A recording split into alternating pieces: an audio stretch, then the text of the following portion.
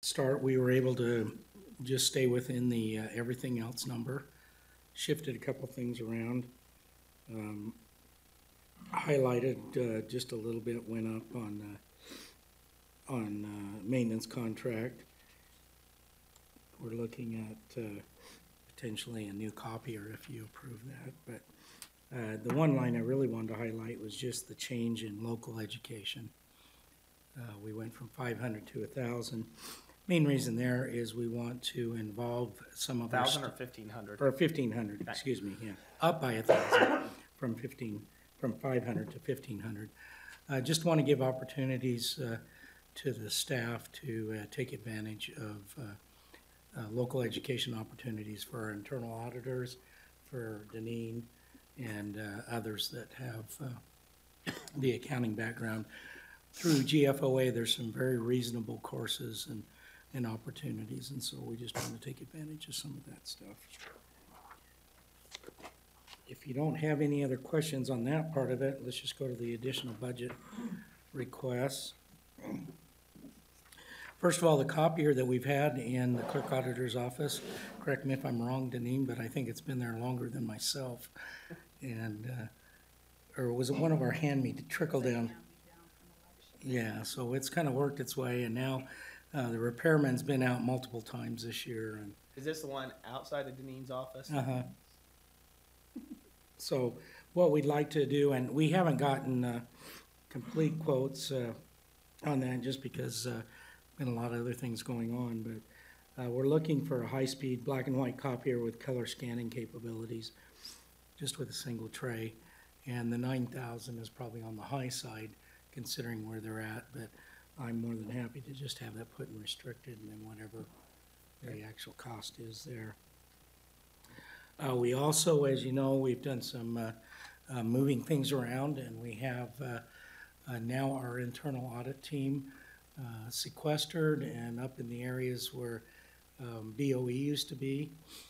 This was actually a move that saves us hiring an additional secretary, because now our lady's just right there in the tax admin area, can help with the BOE. We don't need to get additional people there. Plus, we've gone ahead and converted 2 of our internal auditor offices into hearing rooms, plus a conference room type things with technology available. So we've really upgraded some things there. They'll be mainly used for tax admin stuff, but also election meetings. And then the other thing is there's also state tax commission appeal hearings, and they'll sometimes come down on site.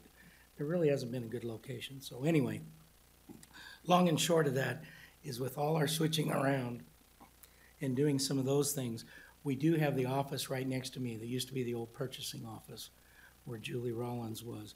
That is empty, but in our current staffing plan, we have Susan Shepard's position. Right. It's not Shepard, but anyway, Persett. Persett, okay. The assistant purchasing. Right, which we don't, haven't filled that position for a while.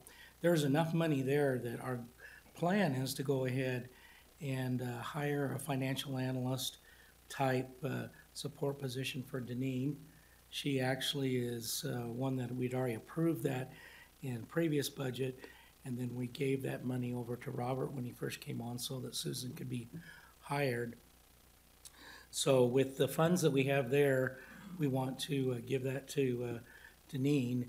Can they also assist for Robert? And then there'll be, because that'll be a lower amount than was budgeted for Susan, then there'll be some time-limited money for Robert. Good idea. And so we have the cube right outside of Robert's office. That's where we'll put his time-limited person. From a TAD? Yeah, just in front of Tad. And then this financial analyst will put in that office that's there to assist. So you're not buying chairs, it looks like, because we heard that chairs are $600. Yeah. Basically, I believe for like $1,200, Yeah. I can get a basic setup for the office, get a chair and the side chair, a couple side chairs. So that's that request there. So where did the setup for for individuals that have been in that office? Did it go over here? Yes. It Or went moved there. over? Okay. Yeah. Because over there, they didn't have workstations, they just had tables. Yeah, chair. we've had temporary tables and chairs. They were using for BOE. And I was gonna say, Roberts is the one we took from down in our office that was technically with it, that went up with him. Yeah, and it went in Yeah. with him in purchasing So we that. didn't ever buy one for that Yeah. either. So over the last couple of years, we've been able to use our existing furniture stock. Right. Now with this proposed increase, the money's already there for the staffing part of it. We just need to add the furniture and then the computer lease and phone lease for To that go new with them. position is those additional items there. We get a discount on the lease when the phones go down. They were putting on quite the light show the other day. The only other, on your additional, I know you're probably ready to get to it. I thought we already proved that last year. Yes, and what it was a 2 license. Yeah. And I think we were paying something like $2,400 That's what my for memory each says. seat, or $1,200 each, for a total of $2,400. But it's turned out that Robert believes it can all be done on just 1 license. Okay, but again. And so the did we- price is lower, or higher per that single license, but still lower than the 2. But he'd like to, I guess my question is, why is it in additional? I thought we already funded that. Did it just not work in the amount given? it was not in the, fit in the everything else. Okay. And last year, we just came up with excess funds to fund the smaller portion. Now, Robert would like that to be ongoing. Sure. Now, this stuff is prioritized in the fact that we want the copier, most importantly, then the furniture, and then the smart procure.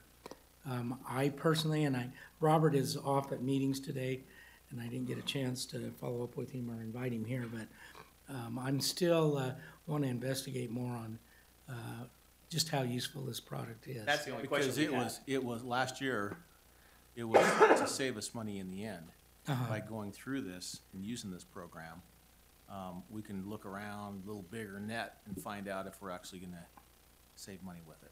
Yeah, and what I want to get from Robert is now, okay, show me some examples of where this actually saved us, and if it did cast a wider net over and above what we already, the tools we already have in state procurement, so. Okay. Any other questions on the auditor's Nope. budget? Okay. Next one is marriage license passport. And, Just listed under clerk. I mean. yeah, just under clerk. Oh, under clerk, okay. Yeah, it's the 414112. Yeah, yeah. Okay. Okay, yeah, and this is an area with some of our realignment where we have put the marriage license ladies under Bert, who has combined them with his tax admin staff. And so now we have 4 people that are all cross-trained to do marriage licenses and passports and to help out. So when we have those big rushes at the end of the day and everything, our numbers do continually go up. And so that's one of the reasons that Neat. there's a higher amount on the supplies for the certificates, printing envelopes, things like that. Well, so my question really is to Dean Neen, so I can understand the philosophy. The office supplies, I know it says high for the report you give us, right? It's highlighted. Right, but. It's really not, and then you go below that in postage, and again, I understand why we do the postage, but it doesn't get flagged and it's, Right, and the reason I didn't flag the postage is because if I annualize what they're gonna spend this year, it's. okay, so it's based on what's encumbered versus, so it's not relative to the 2017 budget, but it's relative to current trends. Right, exactly, and also just, understanding that they are Didn't know issuing. $200 made him high. Right. Understanding that they are issuing more, passports than they have in the past, that postage is gonna go up. because Sure. They have to mail more. Right. Yeah, the other thing, we used to be able to stuff quite a few passport applications when we'd send them to the State Department in the Priority Express envelopes. They've now put out an edict, we can only put 7 applications. So instead of getting 15 in an envelope, we now gotta go to 2 envelopes, Wow. 7 each. So that has caused a little increase Still, there. we're looking at 360 in the way of revenue over 316. Right. Yes. Yeah, the revenue total- keeps going Total up. versus expenses on.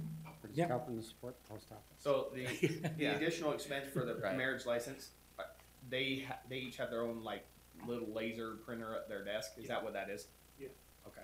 Yeah, and what we're looking at is adding an additional desktop to one of the desks there. Cool. We already have 3 printers. We have 3 printers between the 4 ladies. The one printer that is shared between Vicky and Sally is away from Vicky's desk, and it just, when you have a big rush of people. Oh, it just I takes agree. away, So, Yeah. No, I just. so ideally, we're gonna replace that one with a smaller printer, put it on Sally's desk, and then bring the extra clerk printer over to Vicky. And I just might, because we have 2 different funds that these people are Right. working out of, we put together some means to go ahead and make sure and allocate the time, the floor space, the equipment, and everything appropriately, sharing between the 100 and the 290. Okay. With the idea that nothing in the 290 is subsidizing what should come out of the general fund. Right. So a question for you on this, as I look at these projected, and I know it's projected for 2018, not the actuals, and looking at the actuals with 16 and 15, the margins are starting to shrink a little bit with the revenue and the expenses. They're starting to kind of come closer and closer. Are you looking at offsetting that and increasing the fees, or where do you find that little tipping point? Well, first of all, in the past couple of years, the State Department used to allow us to charge $35. They increased their passport fees, so they were higher, and at the same time, they reduced to $25 what an acceptance agency. Oh, And so we actually lost yeah, revenue there, which I thought was kind of funny. It was like, we're gonna take a bigger cut, and we're gonna reduce the amount you get to keep too, so. Your credit cards that you take up there, are we allowed to charge the 3% that we pay? To this point, we have not added anything, but that's something that you could consider by adding it to the fee schedule, a convenience fee.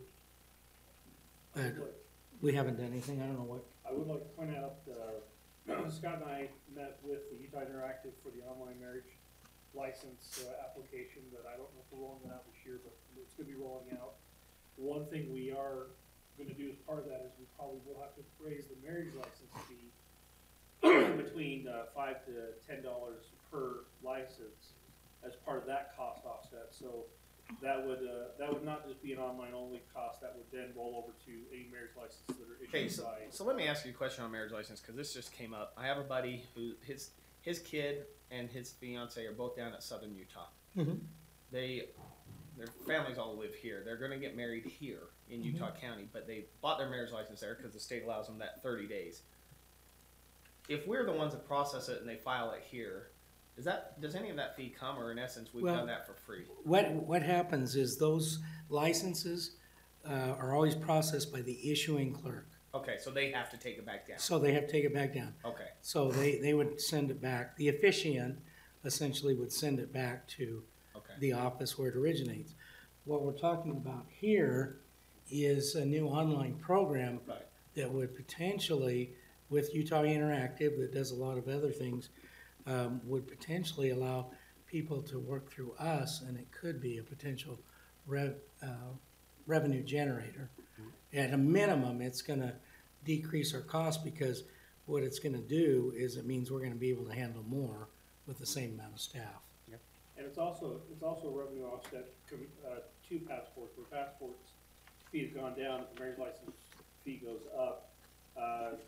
In terms of cost offset, we do we probably in bulk do more marriage licenses in a year than we do passports, so you're talking a greater number, quantity of fees being collected, so it probably should help to offset that shrinkage between expenses and fee revenue. My only suggestion is looking at this. I think we really ought to start exploring as a county charging that convenience fee on credit cards, only because that expense is climbing, and in essence, at $10,000, knowing, I mean, that's 3% of your budget now. You know, Yeah. and so No, in fact, I think that's something for all departments. Probably Yeah. a good conversation. I mean, to that's have. why the treasurer's office has hesitated on allowing it online. But I'm like, I think it's now generally accepted for anybody using those online. They expect to pay it, whether you're buying tickets, regardless of what you're paying. And I think that, rather than having everybody else subsidize part of that, Yep. I think we ought to look seriously hard at that. Hey, any other questions on that budget? Nope. Okay, the next one, this will probably be the one that'll take the most time, is the elections. And let me just preface this right from the beginning that there is a lot going on between legislative changes, initiatives, new equipment out there, transition. So what we did is, with Carly's help and Scott's experience in that, we have created the budget, and we stayed within everything else for 2018 in elections based upon a by-mail option for this coming year. And I'll explain why in a minute, why we did that. Now, before you, I have a sheet that lists all the different scenarios, and we, in the coming weeks, will need to make some decisions. There's a lot going on, and I'm still collecting information as we speak. The new state RFP, they're still finalizing the numbers, but I have been able, between the Lieutenant Governor's Office and ES&S, be able to get somewhat of a feel as to where things are at. But I put them in this order, and I did the by mail example because our current vendor, Dominion Voting, has also offered a contract, an 8-year contract, where with the equipment we already have on site that we used for this last municipal election, they'll give credit towards an ongoing contract for about $120,000 a year, and that'll cover all our support costs, equipment needs, and everything. And it's all based upon current equipment, this next generation of equipment, with the idea that we would then be going, instead of an outright purchase, which is what happened before, and then the HAVA funds covered it, so we as a county didn't have to pay the $1.3 million that it would have cost for our election equipment. This means we would be leasing election equipment in the future moving forward. So a vote by mail election next year would cost us $345,000. Well, there's a couple. If I read that right. It'd basically be this budget, plus there may be an additional need for about $100,000 in restricted funds to cover this new support cost here. Plus, I'm also in a position where I now know of 5 referendums that we've got to check signatures, plus all the candidates. And so we potentially are going to have to put some money in restricted for a contingency basis. This year in the election, of course, we piggybacked with the cities, and wherever possible, they're paying for the majority of the cost. And the cities elected to go ahead and pay the return postage. So what I have here, that $100,000 restricted for the safety net, does not include, Right. if we do all by mail, if you elect to pay the return postage. So a question on that, how is making someone repay the return postage not forcing them to pay to vote? Is that, No, the cities. The no, ci- I'm just speaking If in we- general terms. So if we elected to do vote by mail, Mhm. but elected not to Do the automatic do return. the automatic I'm with return you. postage, how is that not essentially forcing them to pay to vote? And that potentially could be, there's I arguments don't- both ways. I'm Yes, just- I don't- agree. It's just a question, I don't, Because we do provide drop boxes and things where they don't have to. okay, so that's the kickback is that they technically wouldn't have to pay that. They could They still could just still drop it submit off. and Are there municipalities that have done, you put a stamp on it versus the other? Yeah, what's, There have been in 15 that did that. Okay, would you mind, just out of curiosity again, sending that to the commission as far as voter turnout, the percentages? I would love to see that difference. oh, yeah. There was a wide disparity in voter turnout. I'm sure there is. On last time in 15, on the vote by mail. We had some cities that did really well and some that even though they did vote by mail, they didn't do very Well, and even in our primary, it was interesting. Scott and I have always contended that a lot of it depends on who's on the ballot or what? or what's on the What ballot. referendums on? Because this last election, the primary, pretty much where there was a CD3 race, which was the vast majority of the cities, it was 25 to 30% turnout.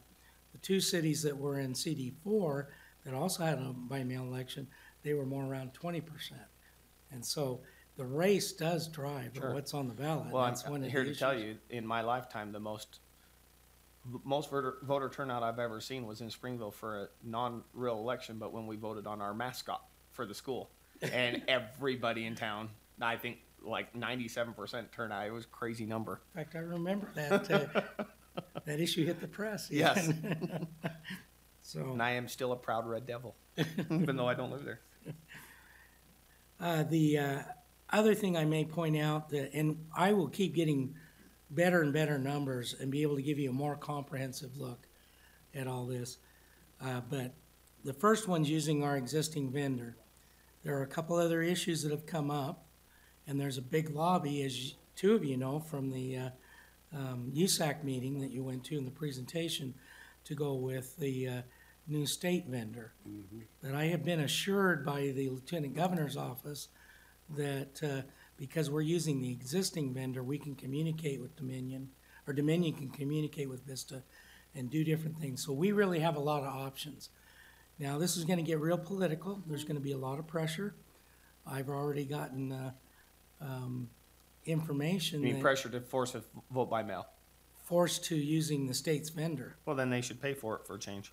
Well, and see, that's where it's so up in the air. I think we need to, in fairness to our citizens and the taxpayers, make the choice that best makes sense for Utah County. Well, again, an additional $345,000 for an election that doesn't have a higher turnout than our voting poll locations, just, to me, is just absurd. Now, the one thing is going to be traditional elections, we will have to start paying the licensing fee that we haven't before, because that's no longer, that's gone. The state has done that, so we're looking about $30,000 a year for the county our size with our equipment. Postage will decrease, because you're not mailing out ballots, but that's offset by poll workers. It's pretty much a wash, with it costing poll workers a little bit more because of the increased fees and getting people to come out. That's why. I mean, more. You show decreasing by 200,000, but poll workers costing 100,000. 100,000 more. So in other words, your postage will come down by 200, but your poll workers will be 200 plus 100, so Oh, okay. about 300. Okay. If you do that. There's also political pressure, and unfortunately, our last election also opened up Pandora's box as far as safety in the schools and at our polling locations. For the first time in a long time, we started getting calls from parents in that, how dare you have a voting location in my school because you're putting my kids at risk. And so there's just a lot of interesting issues coming out there. I assured each of the school districts, and Provo especially, because they were ready to yank our location, that we've already coordinated things with the sheriff's office, which we always do, plus there's training of all our poll workers. So there's protocol and things there, but it's just an interesting dynamic. The one concern about the traditional is this system certified through 2020, the 2020 presidential, but then after that, there will be changes, and the FEC could even shorten the lifespan of that if they come out with any pronouncements. But, Anything else? but again, the Scott? state contract would still be in place. Yeah. Yeah. Yeah, and the state contract would be in place, but that's as we move down now. Sure. The state contract is with ES&S.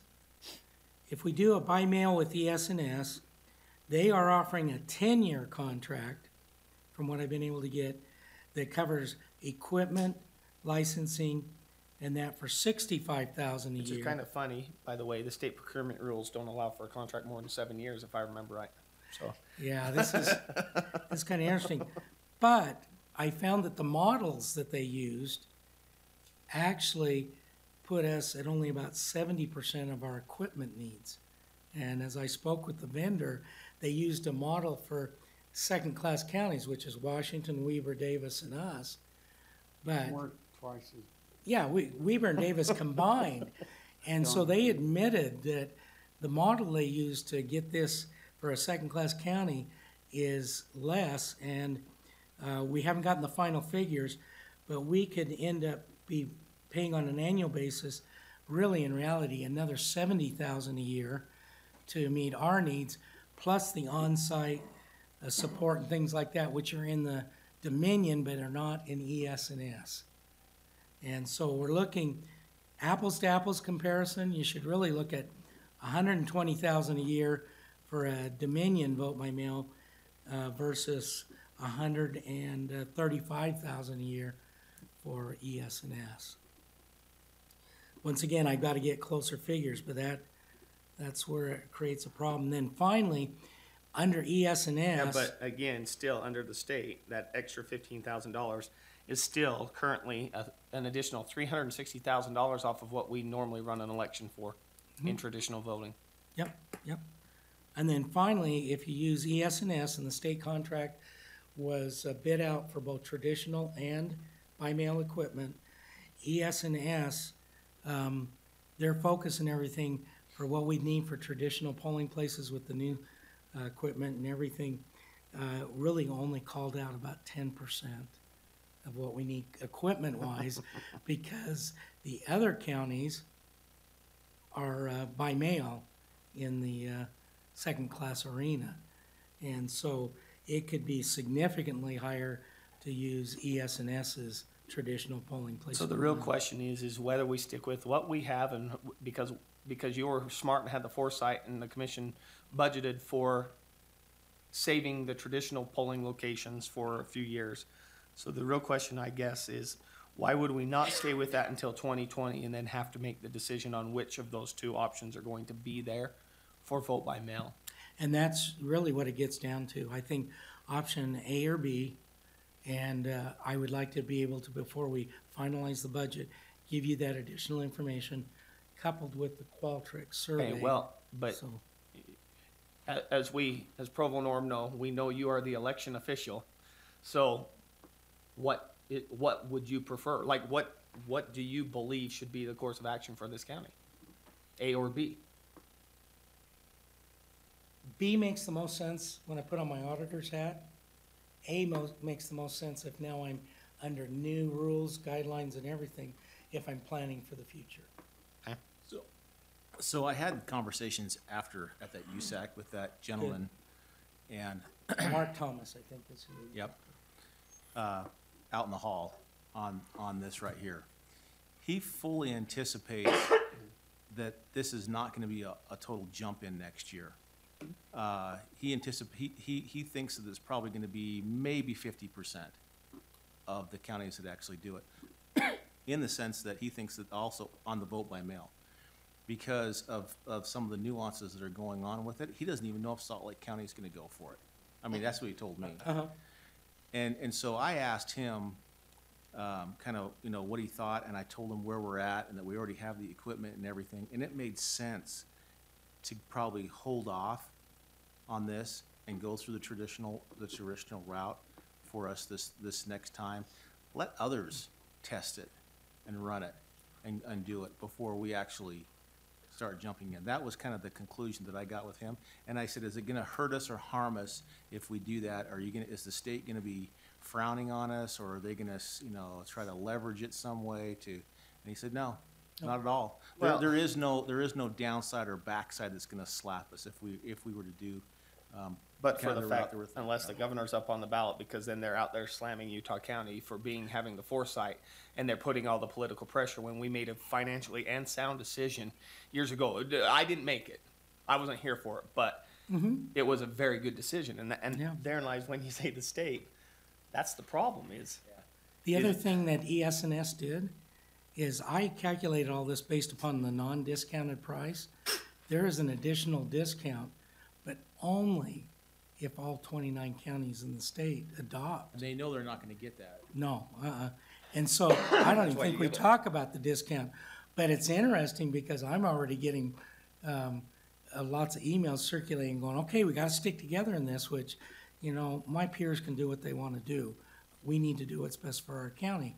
I mean, that's just a basic principle, is governing at the lowest level possible for what makes sense. And Well, I think the so- real problem is the vote by mail issue is we have to debunk the theory that everybody believes that the voter turnout is so much higher, and then you hear what your citizens want.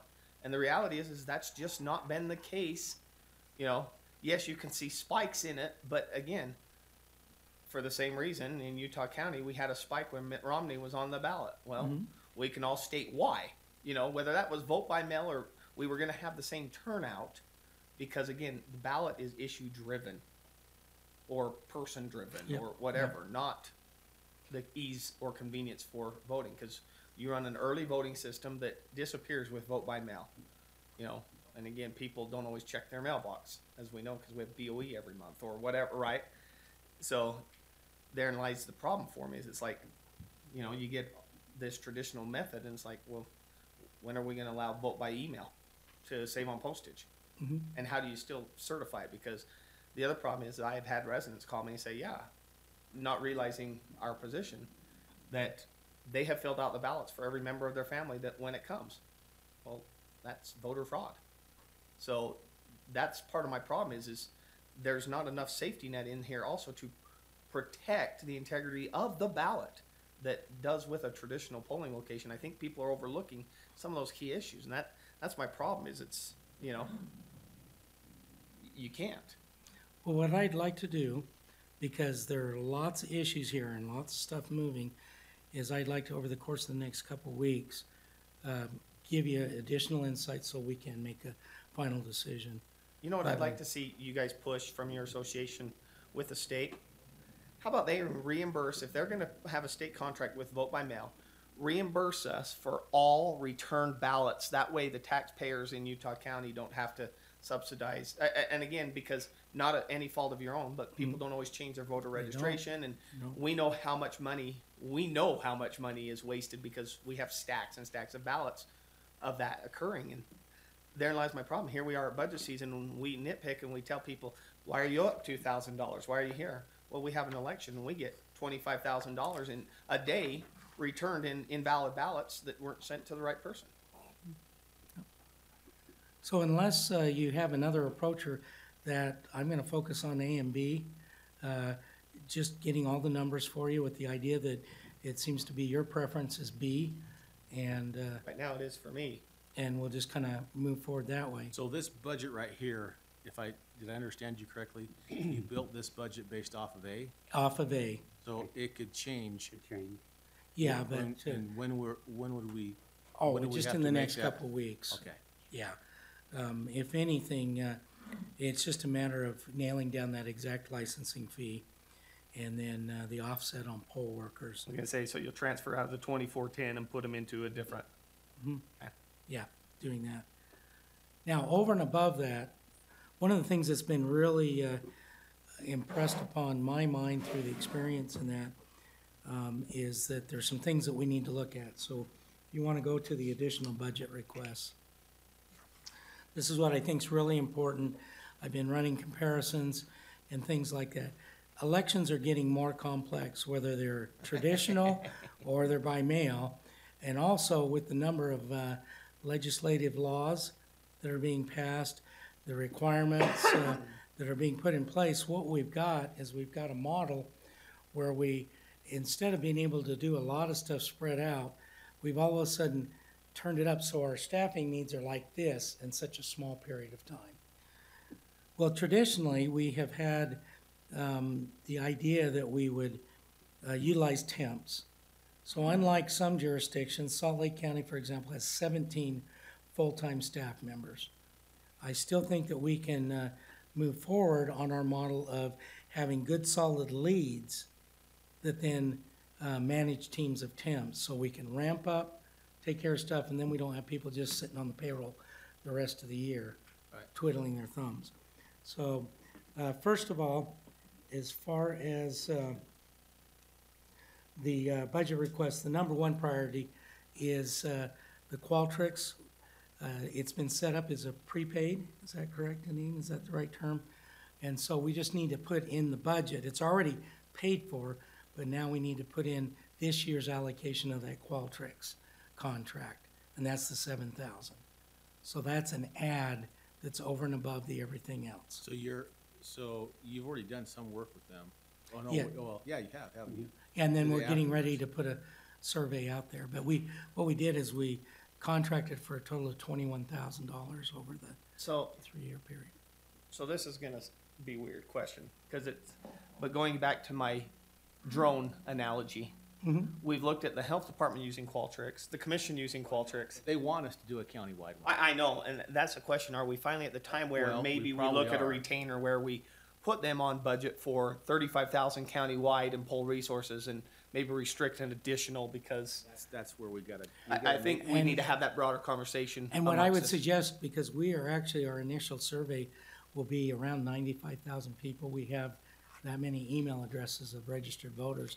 I think after we do our survey this November, Well, we next wanted to have month. the health department do it, you were gonna do it, and we wanna test it to see if it was gonna be of value to us. Yeah. And if there was enough demand for it so that it made sense to go ahead and do that. Right. And so I would say, before you make that final decision, now just putting on my auditor hat, let's see how the health department and ours. Well, they turns out. didn't use it because they only had this, the CDC only allowed them a sample size of like 317 specific. And so it didn't make sense to go with Qualtrics for the price. Right. But again, if we had a county contract, it would have. The other thing we're looking at on the tax admin side is it's a great tool too to help with those that are on annual renewal for veteran, indigent, circuit breaker, things like that, as a reminder and feedback loop, because we do get people now and again that miss those deadlines, and there's means within Qualtrics to do that. So Oh, nice. we're gonna test that out too, that feature as Okay. part of it. So with that being said, essentially the other 3 items are for upgrades to the staff. First of all, we've had a We won't lot, talk about whether Carly's worth it. She walked in. but we have had quite a bit of turnover, and that we are now to the point, for the first time in my 10, 11 years here, where we have 2 or 3 staff members other than Scott that now have a couple years' experience or more. In Carly's case, 8 almost, working elections, starting as a temp and going from there. But looking at the models in the other counties that have retained that institutional knowledge, they have a mid-level election coordinator. And I'm requesting that we take 2 That of our. what that position would be for Yeah, Carly. yeah, and she'd be a supervising election coordinator, and then another election coordinator, because just with our job market out there, the people I traditionally hire as deputy clerks come and go, more so because of what they can get in the private sector. So is this based off of Model A or B, or does it matter either way? Doesn't matter. Yeah, this is just elections in general. We've got to have some, building a base in institutional knowledge that stays there so that we have some consistency. I still think we can do a lot with the base plus the temps, but I can't have that managing sector that manages the temps Leave. keep leaving. Sure. Because after a while, you start to you can answer real quickly questions on Right. what you can and can't do on registrations. Makes us more efficient. And the quality will go up too.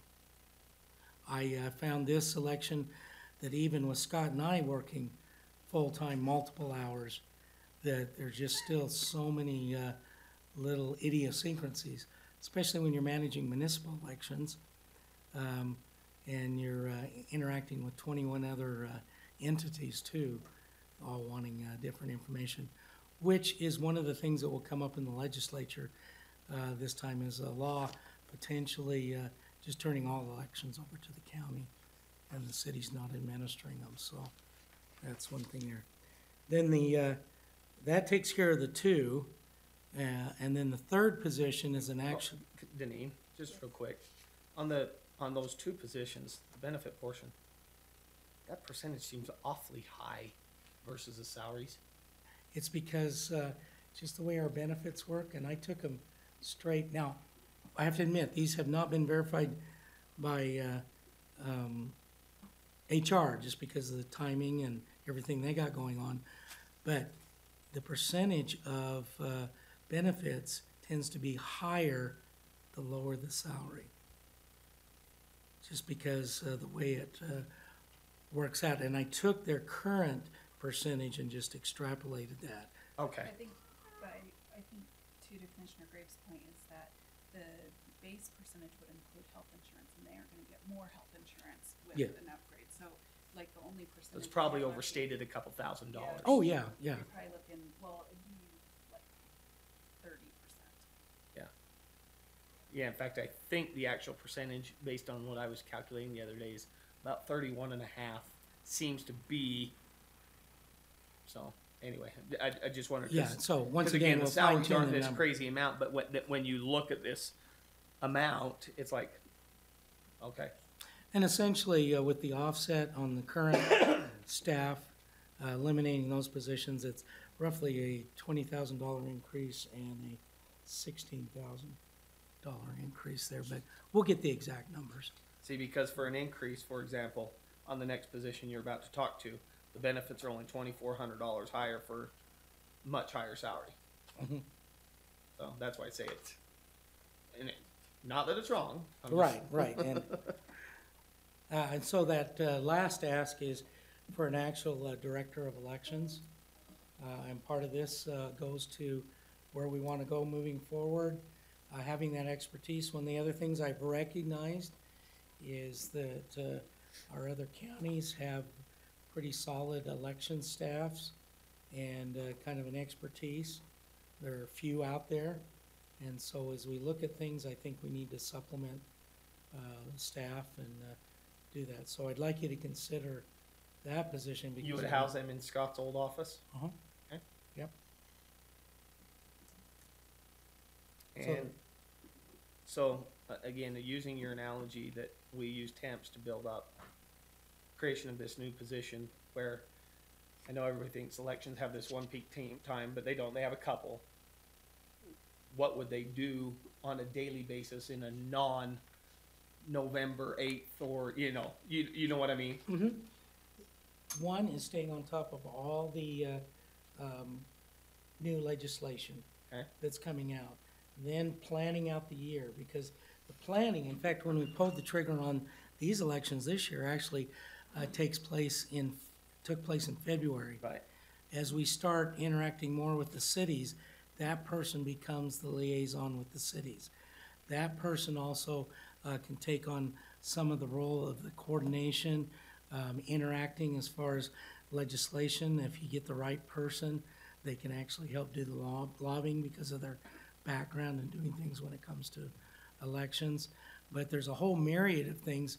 And then just raising the bar to the next level where you start, instead of being reactive on a lot of things, you start being proactive, and you have someone that also makes quality a real important part of the job and focusing and doing that. Appointed or merit? It would be merit. Okay. Yep. So that's the elections, unless you have any other questions. And I will continue to drill down to get you better information to make the final decision there. Okay. Yeah, if I go to the detailed estimate of overtime, rows 1 and 2, I would assume if granted on the increase, those would also disappear. Oh, okay, this is on the overtime, that's really comp time. It doesn't appear in the budget, but we calculate it just as an FYI. So regardless of whether the positions change, you would see that as potentially still because the workload. Yeah, Okay. because those election coordinators are hourly positions in that. So, yeah, it's still, when it comes to certain days, you just have to put in the hours. Yes, I agree. Because of the tight time frame. Okay, then the last area is tax admin. And essentially, able to stay within everything else. Title searches is the one that potentially could go up. That's just because I think it bore out this year that we did not have any appeals. The title searches do help identify all those potential owners and that could come back if they weren't notified. So that's been a good tool to help that way. And, How do you base your May tax sale revenue? I mean, because obviously you can look at the history and it is all over the place. So Yeah, how do you budget to that? Like, what's your estimation? Just to, it's really somewhat of a gut feel. I'll admit that we've started out some years in March with as many as 1,200 properties. 1,200 properties, or this year we started out with 300. It is tied, we can show a correlation with how the economy is doing. And of course, 5 years later, because there's a 5-year Sure. delay. A couple of years ago is when we had the 1,200. Well, that was for all those Often. properties of 2008, 2009. And so right now, things are ramping up. We don't have as many because developers are some of the ones that tend to just walk away from properties Sure. during bad time. They like to use the county as a loan system, and property taxes are some of the last things paid. In fact, our payment rate got down to as low as 84% at the height of the recession. I was gonna say now it's back up to about 96% or Yeah, something, in 94, 95, Yeah. something like that. So, yeah, it is hard to estimate, but the trend is such that if we start seeing it creeping up, then we can just add each year. And then if we run into a problem, we know 5 years down the road, it's We have another significant real estate correction. We'll have to just start budgeting more in the areas that surround tax sale, because 5 years later, we'll have an increase of tax sale property. So fortunately, this is one area where we can have a little bit of, we can have a little bit of forewarning before it gets significant. So the centrally assessed, that can be restricted? Yes, and that definitely can be as restricted.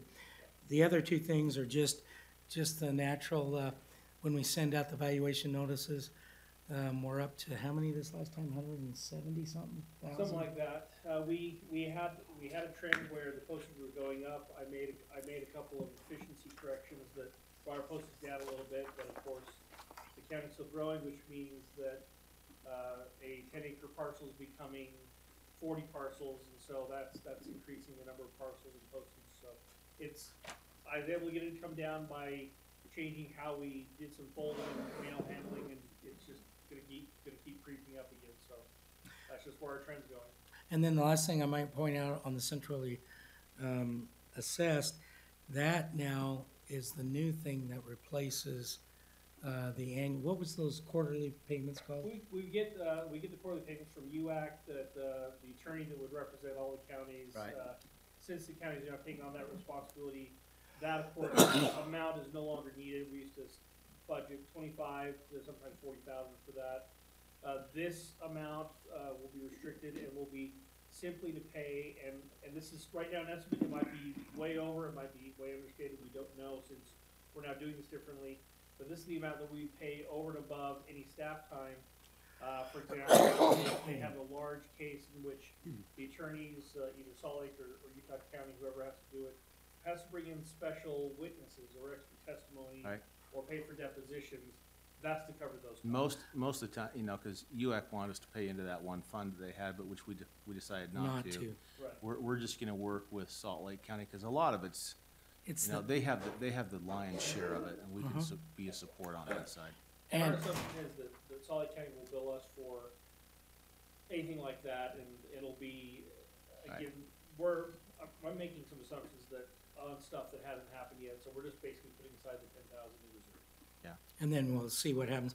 And also, depending on where that tends to lie, that actually may end up as more of an attorney function than, Right. Tax Yeah, 'cause admin. It's still bouncing right now. yeah, so, Bouncing, right. and I know you guys know the background of all this, so that's basically what that is there.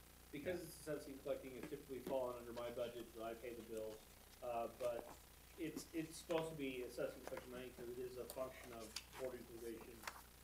But whether that money is paid out of my department budget or we allocate to the attorney's office, I have no ego there. I'm happy to pay the bill, but if someone else wants to pay the bill, I'm fine with that too. We could always put it under GIS. Just kidding.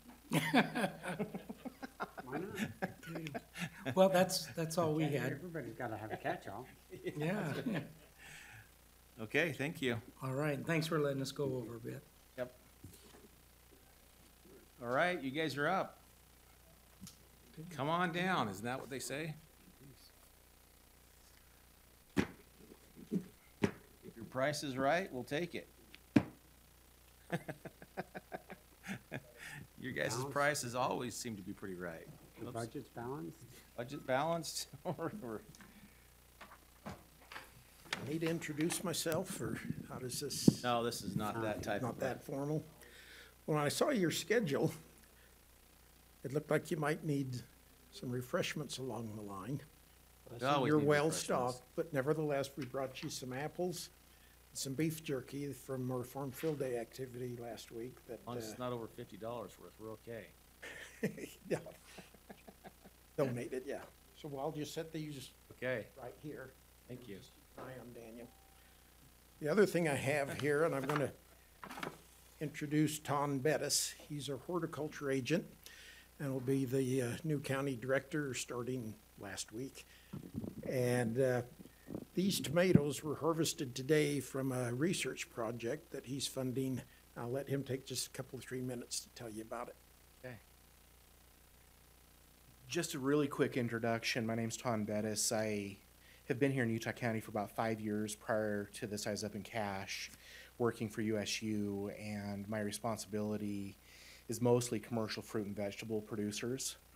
And I still have a little bit with the general public with home horticulture stuff. But besides serving in the Fruit Growers Association as their secretary and assisting with their needs in pest control and sometimes nutrition management and things like that, one of the primary things I've been working with small business owners in the areas of increasing yields and improving crop production.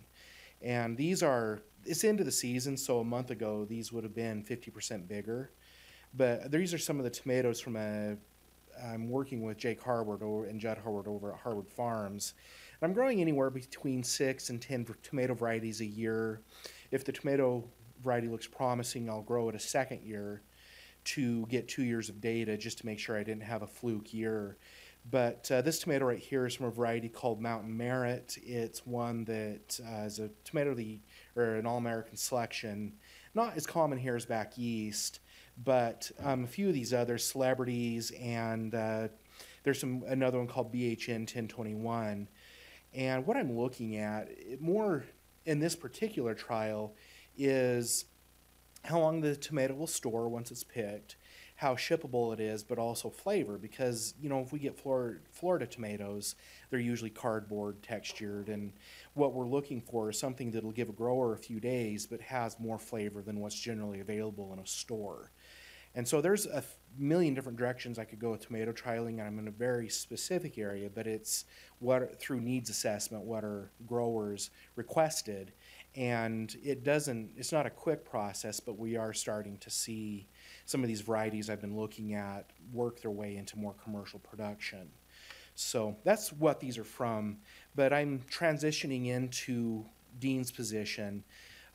Just because of everything that he handles. He's handling the budgeting for now, and as we get through this process, I'll slowly be transitioning in over the next few months into that. So, okay. Any questions or anything, I'll turn the time back over to Dean. I've got a whole bunch of green tomatoes that I just, on my plants.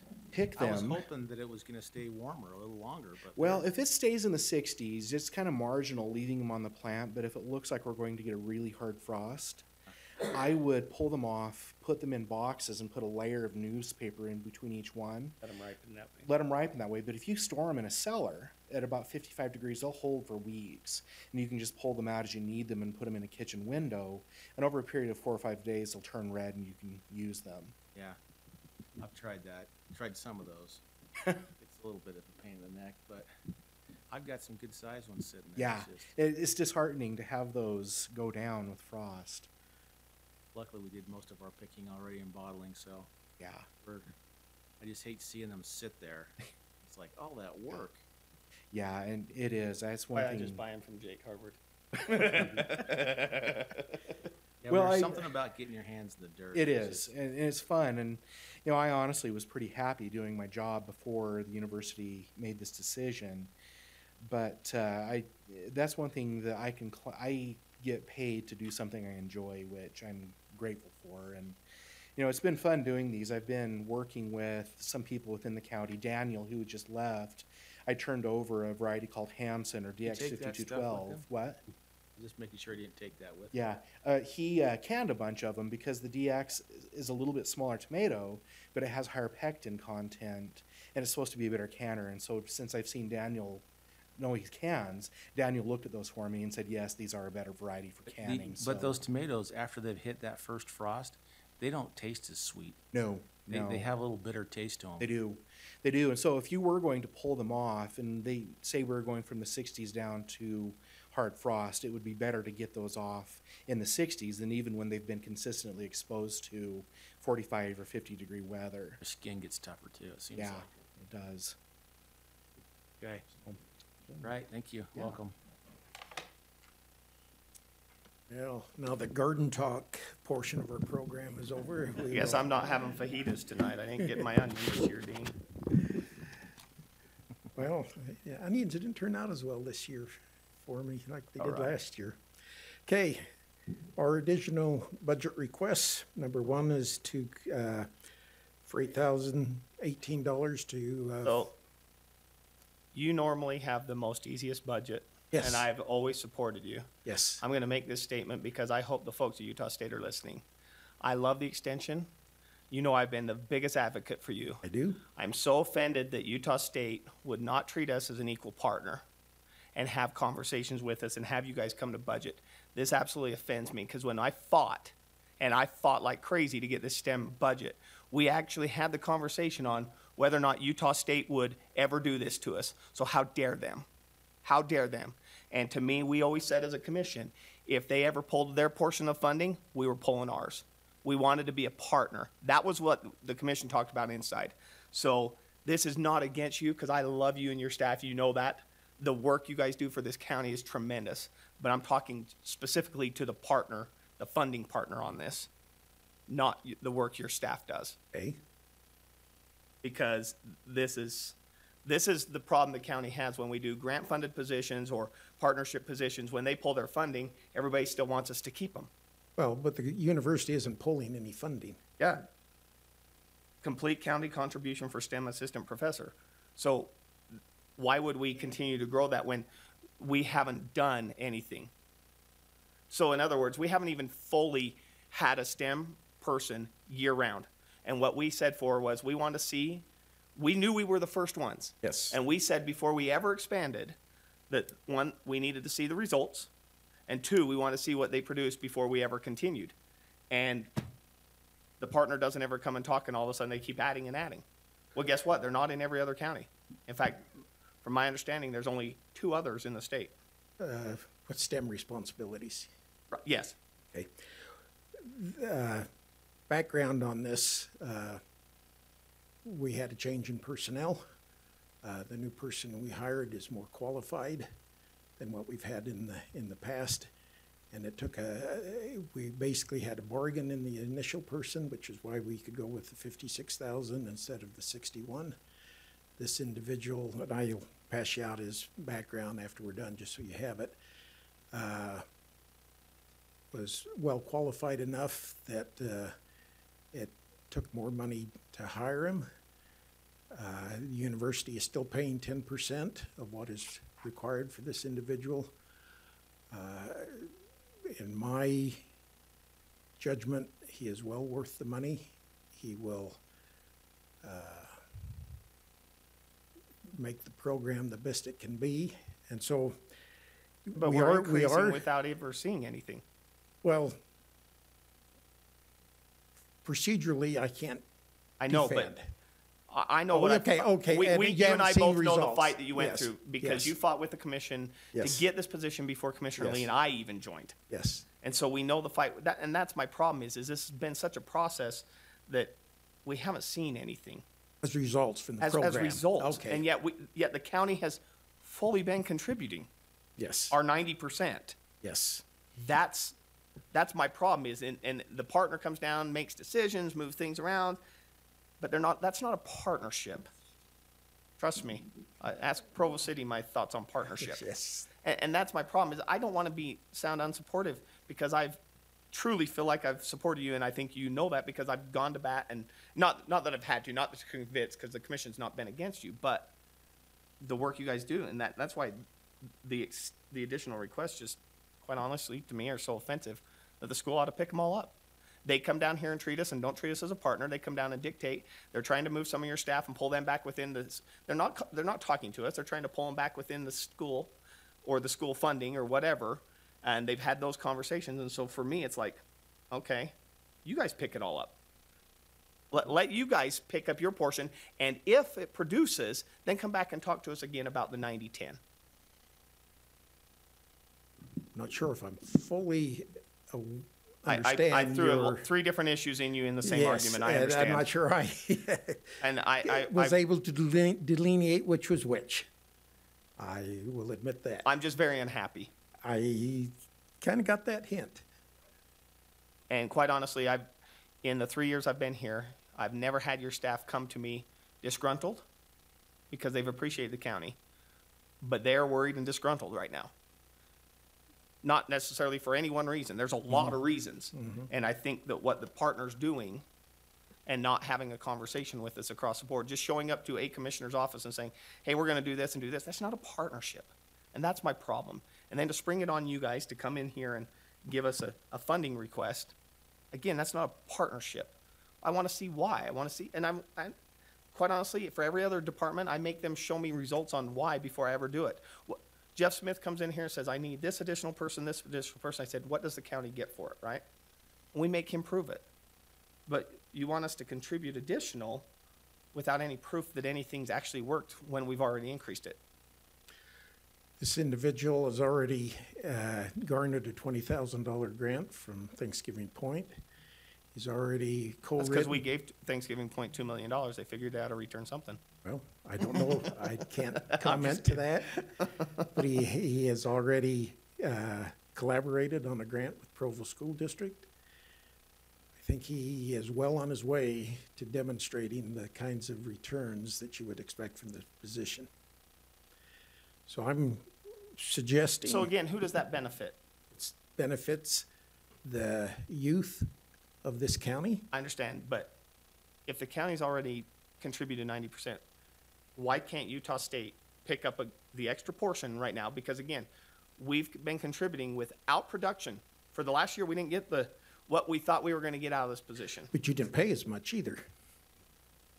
But again, normally any other budget, any other department head that comes into us, we would cut the position. Because if it doesn't yield, and I'm not saying I'm there. No, when this position was created, we did it on a 3-year period. Right. Because we anticipated it may well take 3 years to get the results. I'm asking for the 3rd year so we can get the results. And the 3rd year is going to be more expensive than either the first 2 were, but the total will still be way less than what the county anticipated over the 3 years. And I anticipate that they're. Yeah, but the results are far less than what any of us ever thought we were going to You get. haven't seen the end of the 3rd year results yet. Right, but he'd have to do so good. And I mean so good I to outdo the first granted. 2 years of garbage. Well, the first 2 years I would not consider garbage. Compared to what I thought we were going to get. And again, I have a high standard and high hope because I think most people, well, you and I both know, this is my teaching background. This I is know the STEM program is something that is very passionate to me. I teach it when I'm not a commissioner. I'm a licensed teacher in this area. That's why I'm so passionate about it. So for me, it's garbage. I mean, Okay. it wasn't even to the standard level of what the state produces on their own website. And that's the problem for me. And now you want me to, and again, I'm the proponent for this. Yes. I mean, I'm the poster child for why we should have this. But I just, and again, that's my problem is I think Utah State ought to step up here and quit looking to the county because they don't treat us like a partner. I'm not saying any of these things, knowing you, knowing how your department is, I'm not saying any of these aren't worth it. I'm just saying I don't think we should fund it. Okay. I think the Utah State should. That's just all I'm saying. So anyway, I'll let you finish and I'll just be quiet. Is that a promise? Yep. But I'm still a no on every one of them. Okay. Now I'm done. Where was I? So, number one, we'd like to have the $3,018 more than the $61,000 that we initially started with 2 years ago. Second item, food sense with the adjustment that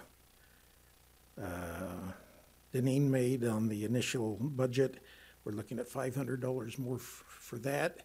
That program brings in an additional $47,000 in funds to help the county's low-income folks do a better job of nutrition planning. We'd like to give them $500 more than what they got last year because they ran out of money to even buy food for their demonstration work this year. Third one, mileage reimbursements. Again, with the adjustments that Deneen made on the initial request, we're asking for $300 more to cover the mileage. I happened to come across the 2006 budget allocation, and in 2006 we got $2,000 more than the total I'm asking for now, and mileage reimbursement rates were 10 cents less per mile at that time. And I say that to support the notion that we do a darn good job of managing the mileage that we do travel in for business purposes. Item number 4, $594 more to enable us to participate in the Extension Annual Conference. It will be at Thanksgiving Point this year. So actually, I think that money should be coming out of $3,300. I think I put $3,400 on the request, but since there's not an overnight stay involved, it probably should be in $3,300. But that's a significant saving over what we would have spent had we had to go to Logan. Items 5, 6, and 7, and part of number 9 all relate to the 4-H program. Utah County easily has the best 4-H program in the state. Probably one of the best in the nation. And in order, when you have people that good, they're expected to, particularly in the case of the state horse show, they're qualified leaders. They're expected to go and lead other counties in their efforts. The others are just the typical kinds of leadership development things that the 4-H program involves in, and we need to be able to get our people there in order they can do their job. And then the other request that I hadn't covered was number 8, and then part of number 9, and that would be funding to get the Family and Consumer Science agent and our horticulture agent to their national meetings for their professional development. Just today, our FCS agent was teaching a program called Your Money, Your Way to the Head Start trainers at their request because they wanted more information on financial management so they could work with their clientele. Hey, I'm breaking my promise. It's actually not FCS. Just so you know, it is FACS. The facts taught in the school and done, the Family and Consumer Sciences, they actually are called facts, and they actually have all sorts of stuff. So just so we do call them FACS. Maybe in the high school level, but I'm not convinced on the university level. Is it Oh. FACS? I know at the high school. I thought we were talking the youth program. I'm sorry. No. Oh, this is the university. I'm sorry. Thank you. The professional development. Yeah. Any other questions? Nope, none for me. Be straightforward. Okay, let me just, I think I mentioned anyway that in the 20 years that Jolene Bunnell's been here, she's brought in $16 million worth of grants to the county. $3.2 million worth of that was in effect last year. Another $100,000 has come in through the other agents, similar to this cherry, or rather these tomato project things and some cherry pit alternative uses that we're working on. So the extension program does bring a lot of actual funding into the county that's spent here in the county, and that's all above and beyond the benefits of the county population. So I will leave you with, there we go, with this additional information on Dallin Graham, who is our STEM educator, and just this brief summary on the grant funding and other funds that come into the county. Oops.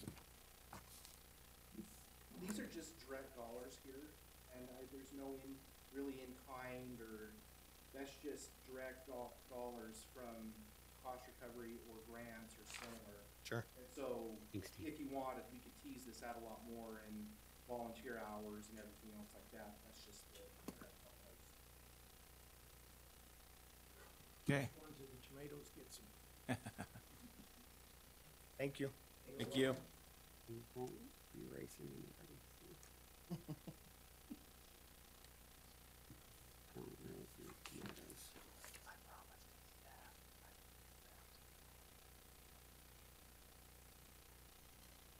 You guys see Hey, Chris, you're up. those are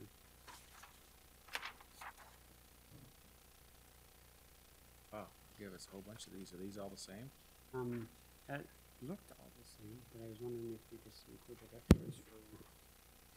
You guys may want to move the tomatoes, because someone might reach over and start throwing. I know it won't be me, but I can catch and throw back. it's right there. I Comments mean, at the bottom, but that's everything. Let's, It's let's just so you get have right into your requests, and then we'll see how fast we can say no. duck and cover. You want what? No, okay, duck. All right, go ahead. Chris Paulson, County Assessor. And this is the assessor budget we're talking about. I don't have to talk about growth. You guys hear that everywhere you go, so. We have growth? Yeah. Directly affects our office. Patrick didn't mention this in his presentation, but we've been adding 7,000 parcels a year for the last 2 years to the GIS layer. So the recorder's office has been creating that many. That can go on forever. Yeah. Anyway, all this relates Yeah. directly to what we do. Is all of the new construction we have to go out on, and all of the, we're actually mandated to go out and look at all of the current improvements also. I've had discussions with some of you about some of the things we're looking at going into the future, trying to make some of this more electronic. You're not gonna see the fruits of that until we talk about this next year's budget, because right now it's very dynamic, but we are working on it. So, where do you wanna start? Let's just start right at the top on the 1,200 account with time-limited wages. We have a sheet that shows us kind of the differences. It looks like you're requesting $65,540. And yet you have your current year-to-date. We're at 49 right now. Is that what you're looking at? I'm looking at a 30. 2017 year-to-date says 30,677. Do you use more time limited at the end of the year than you do at the beginning? No, my time limited are actually interns, and typically we have them all summer. This year, You have a new adjustment. they got jobs somewhere else for the summer because it paid more, and plus they were taking internships in banking and other industries that they plan on working in when they get done with their college degrees. The problem is they don't want to stay with us because they know what we pay, not as an intern, but what we pay as a full-time employee. So I don't blame them for leaving in the summer, but that's what happens is they leave during the summer. I ran the numbers just before I came in, and we're currently at 49,000 on that. Typically, we'd be much, much higher than that during the course of a year if they would have worked all summer too. So, Because they're gone, we ended up with a surplus. It's not normal, so. So normally I don't do this to you, but you brought up pay, and you said that the interns, it's hard to keep them. Last year you asked for 80,000 and put 80,000 in your budget, and then this year you asked for 65,000. So you Well, asked for no. less. Actually, you asked if for. if you look at my request form, I'm asking for the other 15. on Oh, the okay. request. This was to get to the This is to $400,000. get you to the 403 number. Yeah, Oh, yeah. yeah. So I'm still asking for the same amount. Problem is the dynamic of it, they probably won't stay around next summer either, so. okay. So just curiosity wise, I mean, what would it take to get them to stick around? They're Do we starting know, or fresh, is that- they're starting out of college. These guys are being offered 55 to 60,000 as entry level. And, In what fields? they're both in finance. Okay. So this is not uncommon anymore. My daughter just got a job with Amazon straight out of college.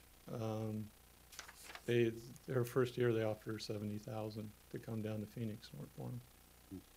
So if we're gonna compete, I mean, my certified appraisers don't Sure even didn't start get that offered high. that out of college years ago. Remember how long it took me to get to 70? So, but, yeah, my certified appraisers, their range starts lower than that. And that's after years to become certified. Right. So why would you stay? So, yeah. I did notice a mistake down in 2100.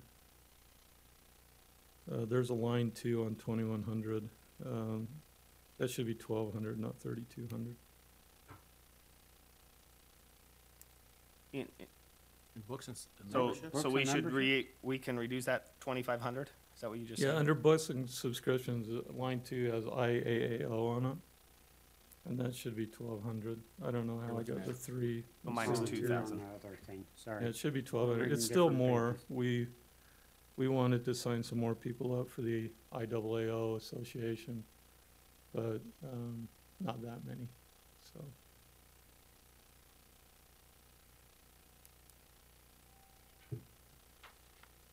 Okay. So pictometry. Well, I guess I can wait till you get there. Did you have the other No, questions? keep going. Okay, so pictometry. Just going back to the earlier with GIS, right, with the drone and stuff. Right. Is that part of that, or because it looks like you kind of use that, or is there not any portion of that that can be absorbed in ANC? Or I'm trying to find correlation where, since they're going to potentially work with you, if granted, right, like how we combine services and if possible. Pictometry, the contract is something that we've always paid for because they knew it was coming out of agency. And that, to And me, that's how we is got a it. big saver in manpower instead of going out there Yeah. and on. Oh, so So this is a direct to GIS already? Well, it's No. the contract we actually pay to the provider, Right. Pictometry Okay. itself, so Eagle View. Okay. So that's for the product. GIS actually does the tiling and everything else, and they do the setups to put it in. But as you know, we're not the only ones that use it, but it's such a big benefit to us that it pays back on our side Yeah. But it's done every 2 years. every 2 years. Cause and this is just me, and I don't live in that world. I just go in there, like wherever, Google Maps or whatever, and I know that there's gonna be things off, just because progress happens. They come every 2 years. Sometimes it takes 2 years to get the house built. Yeah. Before you can really start looking at it. So that's where a little bit of my worry came in with this drone was, and I know we're talking other than yours on this one, but nevertheless, 2 years seemed pretty reasonable to me. Maybe it's not. I don't live in that world, so maybe maybe that 1 year is. Because of the size of our county, Salt Lake actually flies every year. Every year? But you know the size of their county versus the size of our county. We're so much bigger, we couldn't afford to go every year. So the trade-off was we do it every 2 years. They pay a lot less than we do because of the size, because it's all based on square miles. Square miles. Yeah. So they can afford to fly every So year. We So- pay for this every year, right? We pay for it every year, but they actually, to help us out, break the cost out over a 2-year period.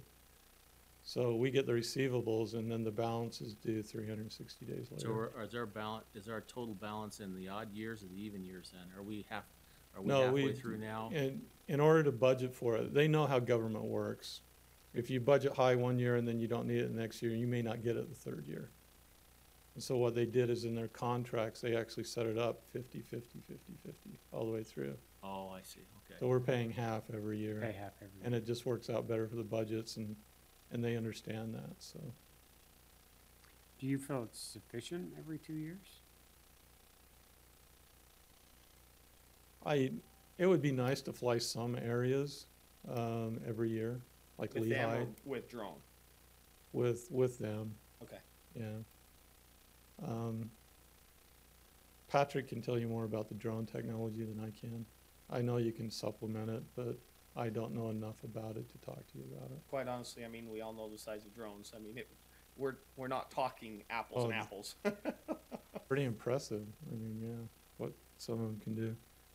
I mean, you were talking earlier about the pipelines, how they fly the pipelines, so even farmers today will go out and look at cows, and they actually have a program, they know where the cows are, and so Actually- they'll send the GPS out, it'll look at the cows and then hit home, and it just comes back to you, so. We use it to check our cattle in the summer, and you actually use my drone to find sheds, Yeah, antler sheds. I mean, So- they're crazy. It's like a 4K, it's a crazy image. It's really good. yeah. My it's- wife's cousin up in Oregon flies on contract over fields and maps the whole field and tells the farmer where they're either have bug problems, because you can't just go walking out there in every field, and so, or where to spray, or if they got watering problems. It's amazing what he's doing with it. It is just, and they can get right down. Oh, I'm sure they can hook LiDAR and all sorts of things to this to tell you elevations and the whole bit, but Okay, so that's kind of Patrick's area though. let's go back then to the earlier question of should we fly every year? What's the size, or where do you think we would need to be where flying every year is going to make sense? Or necessary, I should say, not making sense, but necessary. I'm gonna back off of trying to fly every year, because statute only requires me to review property characteristics once every 5 years. To me, should be 4 or 3, because we're the only state that I know of that's 5, everybody else is 4 or 3. The technology that we're working with right now and trying to implement, we can actually be doing the same 5-year review in 2 years. So every 2 years we can do it.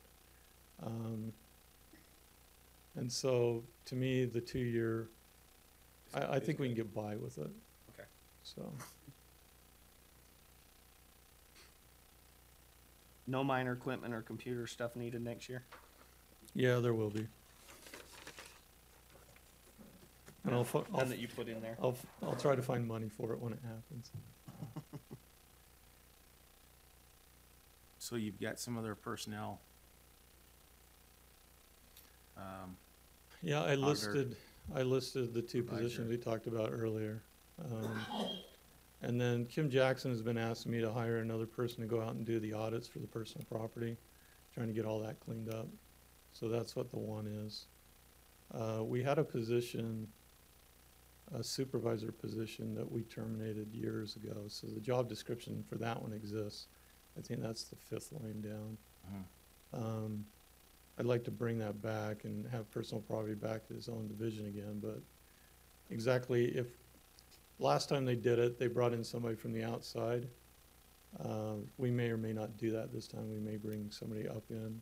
If we do that, then we'll probably, the dynamic is, if I can figure out how to get someone promoted into that division manager type position, also get somebody in there that, I don't know if I can get somebody on staff to do the outside audits. I think you need somebody else to do it than the type of personalities I have now. So there's a lot of fluctuation in there. I mean, the one, line 5 may only be $10,000 instead of 70 if we go from in-house and do something that way, but there's gonna be some moving around. The line I five- wanted to bring it up with you now, so as we talk about clarification, it. Line 5 could be 10? Well, if he hires within, he said. If we hire within, Hire or just, within. we could make an adjustment, ref a position, and not really ref it, but just change the job description on it or something. So number 6, I talked with Diane about this one specifically because I remember the commission had a quick discussion, not, she also said that if we started mandating certified mailings, that she would need additional help. Yeah, Yeah, but this Commissioner isn't- Ivy, This is not, well, I mean, we don't have to do this. No, Oh, right, no, right, we right. don't. This is, And so my This- question this is, was just, this was kind of an ask for me on what it would look like. yeah. yeah, Right, and- Trying to Commissioner, avoid Commissioner that Ivy awkward. brought up a good point. He said it'd be better to have some of these days documented.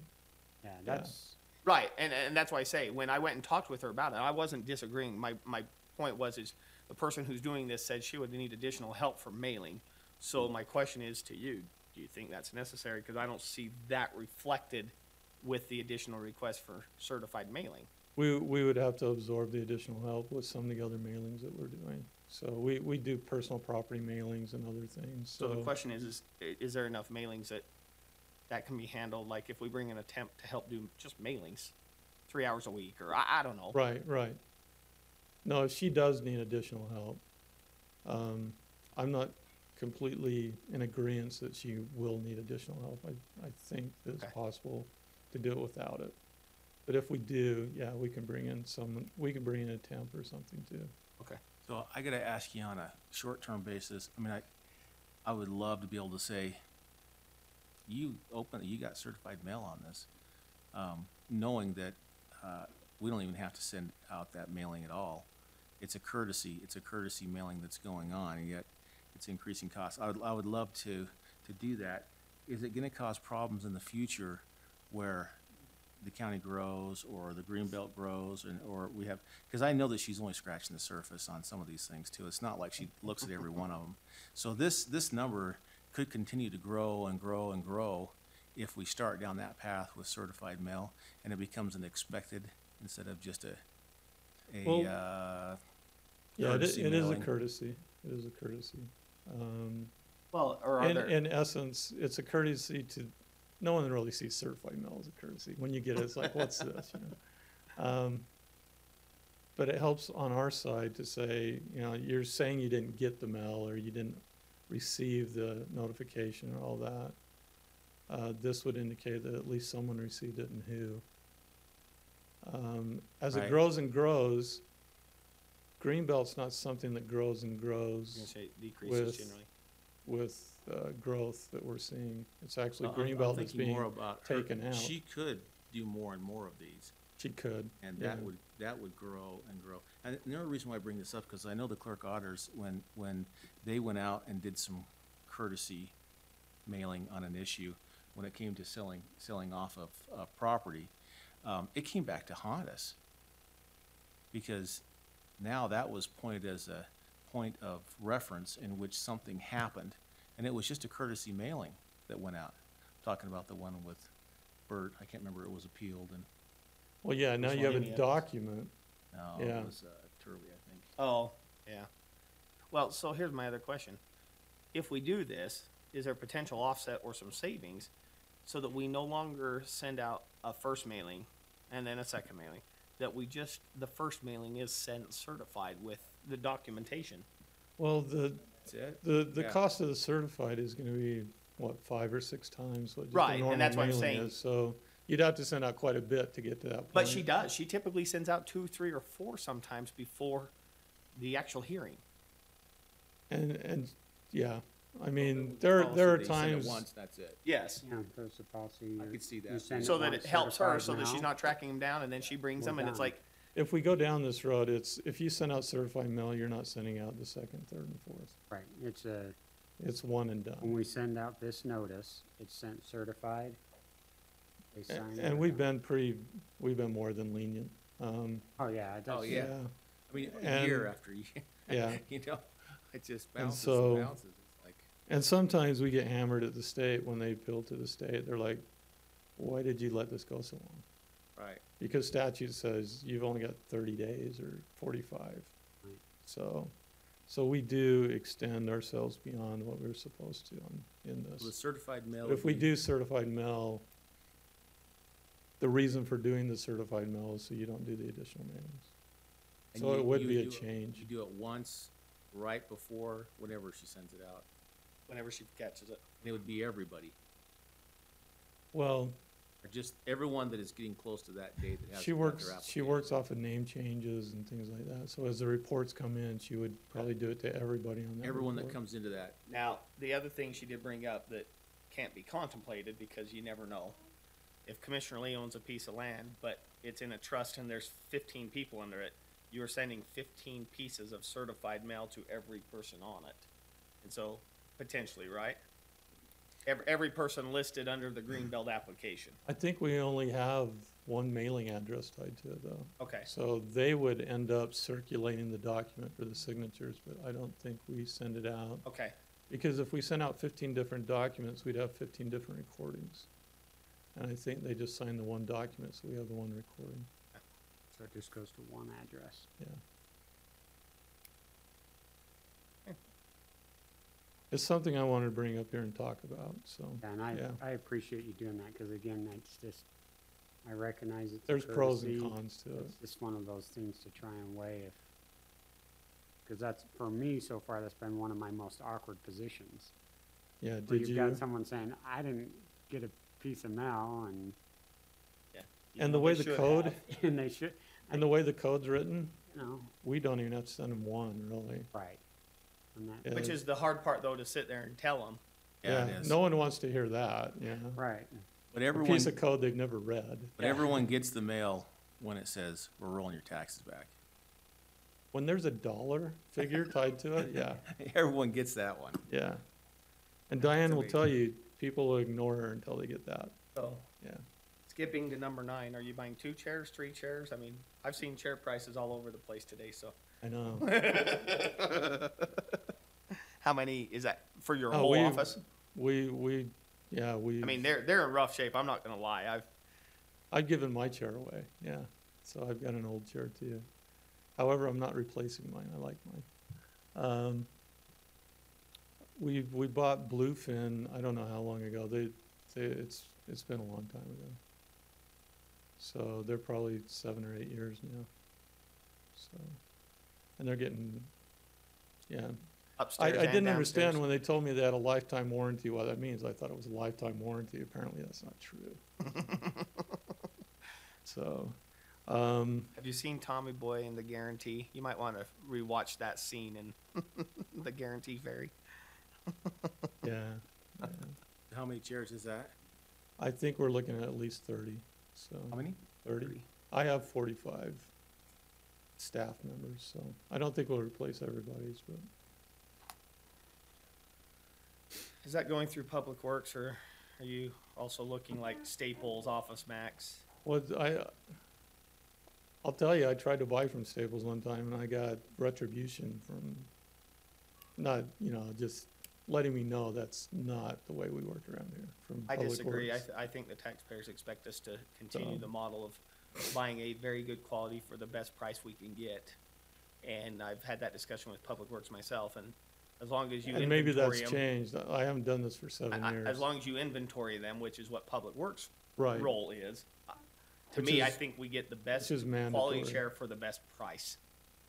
I haven't even shopped yet. I know that Sandy Hoffman had some chairs brought in and had some people try them out, but That would be something I would want to see more detail on specifically. that's fine. Yeah, Find a chair and whatever. yeah, we can needs. get you specifics. I'm pretty sure she has specifics, so that won't be hard to get you. So what's an adjustable workstation?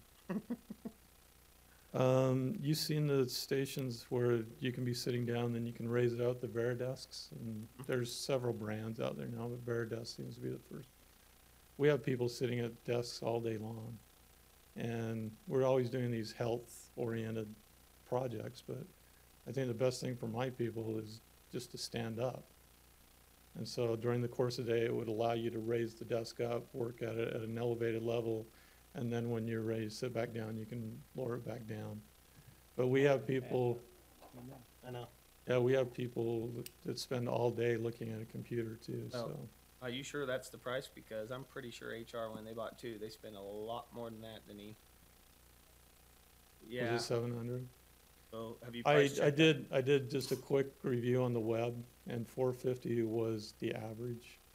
I'm sure you can pay a lot more, but Sabrina's kind of looking at them because she's got her Right, she got her. made little box. how much was Spring looking at? Well, she Hers was free. Well- That was man-made. she just brought a box in and flopped it on her desk. I can, But, I can go down and get a When lift, you know, for a she jack or was something, looking, and take the whole it desk seems out. to, I'd have to verify with her, but it seems like that was, because she talked to me about what we had with my office budget, and it seemed like that was about the price range she. I just, like I say, I want to make sure because, I don't think The you're, low end. from I our do too. conversation, I don't think you're out of whack. again, I would encourage you to take a real specific look at that to make sure. Well, we had somebody come in from Public Works, we had someone who got hurt who was complaining about the workstation, and so we had to bring in the consultant. Right. He was quoting, you know, 2,500 for one of these things. Again, that's why I say But you had a remote control that did all sorts of things instead of just the hydraulics. well, going and up the down. full reclining feet or massage chairs, right? And the Massage.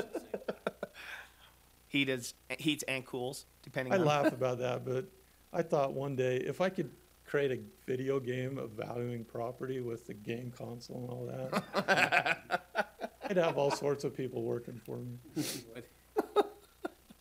love it. Yeah, it's like, That sounds like a revenue stream. if I could turn it into virtual reality, yes. Yes. We could charge for that. I'm thinking. of that So you revenue just stream. need a third IT guy. Yeah. What's a CAMA system, and why do we need it?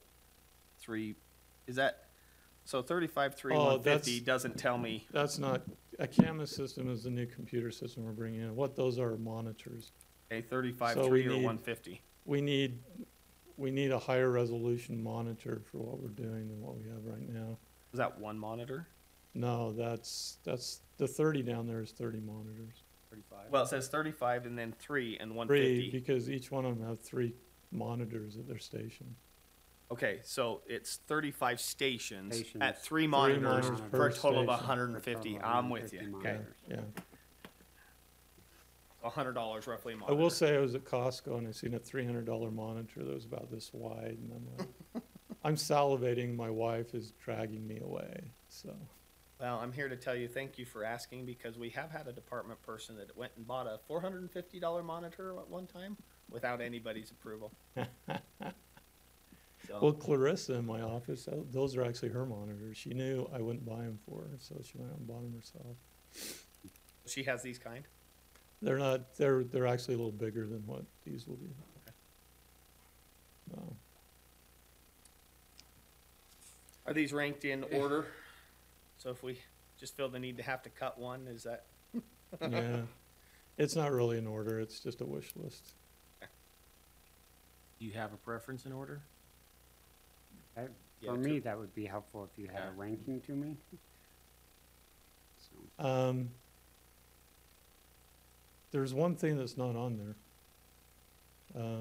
Last week I was at a conference, and Apex, we use their tool to sketch all the buildings, Apex.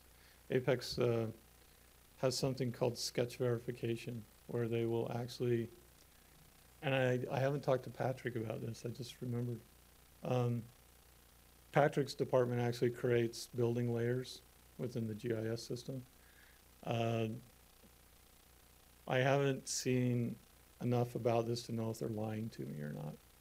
But they say they can take my sketch out of the sketching program, put it into a GIS layer, rotate it, and based on pictometry's imagery that we have, and that would become the new building layer. So as we create sketches, they will actually be creating our building layer at the same time in GIS. Wow.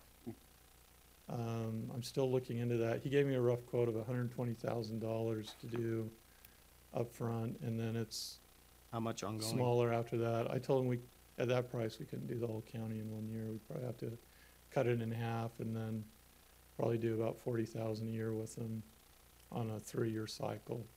And that way we would be reviewing for changes, because the sketch would actually lay over the photographic pictometry. So if there's more house there than we have sketch, then we would know that's something we have to go look at. And then all the new growth would also go in. So I'll probably hit you up on that as after the tentative budget, as I get more information and if it's really viable or not. I still haven't even talked to Patrick about it yet, because our building layer currently comes out of his department, so. So on your ranking for these, can you get us a ranking on them? Yeah, go ahead and just take them the way they are. All right. So Greenbelt certified mailings are more important to you than new chairs? It kind of happened just as I was thinking about it, so. Greenbelt, after our discussion, is probably gonna be one of the lower items, but that's okay. Okay. But-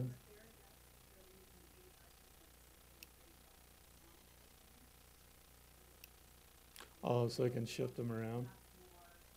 That's an add-on, yeah. Where you're getting 3 Well, monitors. Janine's right, because it would be more, because typically Veridesk only works with 1 monitor. And you want 3. So look and resubmit on that one. We'll get particular you one, some thank numbers on those, yeah. Cause see if they can even accommodate I'm sure they can accommodate a 2 monitor system, cause I think that's what Cammy actually has. 3 would be interesting. They may. Yeah, it just, you'd have one model in the tree. We have a to come wood out shop for that the might other be able to two. make boxes. Then at least I would know what they do. All right, thank you. Thank you, Chris. Thanks. I just wonder, be curious to do a little experiment, even if we didn't do the 10,000, and just send a couple See what the return is. certified, Yeah. and see if like the people, Yeah. like got there within the next week. Yeah. Versus if we just mailed them. I tell her to take her next 10 and do half certified, half Certified, not. half not. See Like what just a happens. little experiment kind of thing to Yeah, say. that don't have to increase the budget right now. Right, just out of curiosity to see if that really, and again, I'm not sold on saying we have to do it, it's just, I just hate that. I don't disagree with you. When they're looking That's at a problem. you and they're going, I didn't, Because quite honestly, here's my problem, Yeah. is passing a judgment on that when she has already waited 4 years after 3 different mailings and they say they haven't gotten them. It's like, hey, you want me to roll them back now, but they should have been rolled back. You know, like it just. that is gets- hard for me. It gets really hard. So, All right, it's just us. Ryan, would you mind bringing me a Coke Zero? Thank you. If I could catch it. So we got That the- was okay. So we got the commission budget. Thank you. We have paused? Oh. Okay, before you turn on the button, keep turning it on. Janine, we need an extra $500,000 in our budget, it sounds like this year. Commission, just to match. I need automatic chair that lifts up.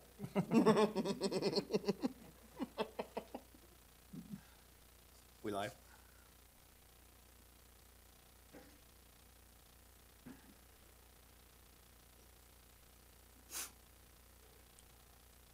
Okay. We're gonna go over the commission budget now.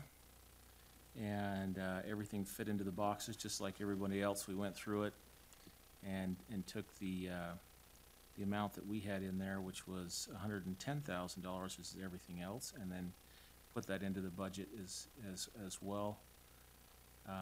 We do have some areas that we need to make some decisions at, especially when it comes to mileage, travel. I propose a cut in our building rental.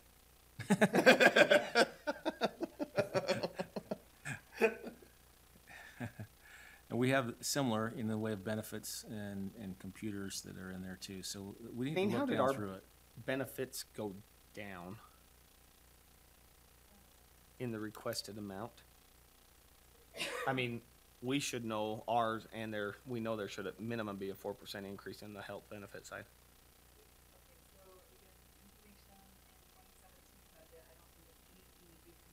Okay. Yeah. And so the way that I calculated the 28 benefits, because I got an average cost again, which Right. is not what was requested, is that I went into previous years and I said benefits was how much of a percentage in salary and then by department. So that's just what it worked out. I'm hoping that before the final budget is adopted, that I can actually get true Me numbers. too, because they've given you 3 different on salary, so I'm hoping you can get the right one on benefits too. But then it will be actual, and then it will be a good number that can be Okay. relied upon. Okay, on computers, we have, the 11,364. So we submitted for less and came across high. From our current budget Right. of 13. Yeah, don't worry about that. Okay. And don't worry about the low on building rental either. On the low one? Oh, on the, Right, on the building? right. Okay, American Lands Council we took out. American Lands Council, so on the additional one, we have American Lands Council, the Rural Utah Alliance. To get back up to what we've had in the past, there's an increase in the mileage. The Utah Foundation is still in there. That's for discussion. Then we have the 50,000 for legislative liaison stuff, and then we have the one that we need to talk for sure about is the 350,000 for the public defender's grant match, Yeah. which is hard to talk about when we don't have all the numbers, but, So, yeah, well, when we get the grant, we can. Local education, what is that for us? Because obviously we've spent $25 this year. Right, so local education are, like registration fees that you would have to pay to attend trainings or, sometimes monthly meetings that they have.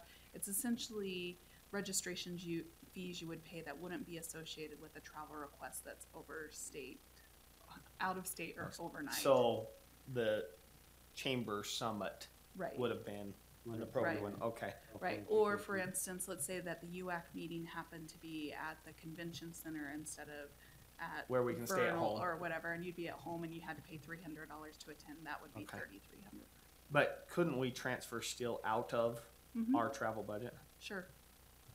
so I'm just wondering on that one, Why we don't why, cut it? why we just don't cut it? Yeah, Why we just don't cut that? Because we could do all the travel stuff, which In we one. normally do anyway. I think we ignore that one for the most part. I do too. I think we just cut that 1,500. Do you want And- to cut or do you want to add it to travel?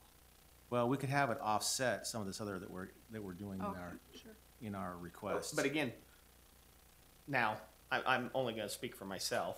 I've traveled as much this year based for different trainings or whatever, right? I've gone to everything Yeah, for the most part, felt like I needed to and wanted to. And so, and I haven't touched that local education and it looks like nobody really has, so I think we couldn't just cut it, really.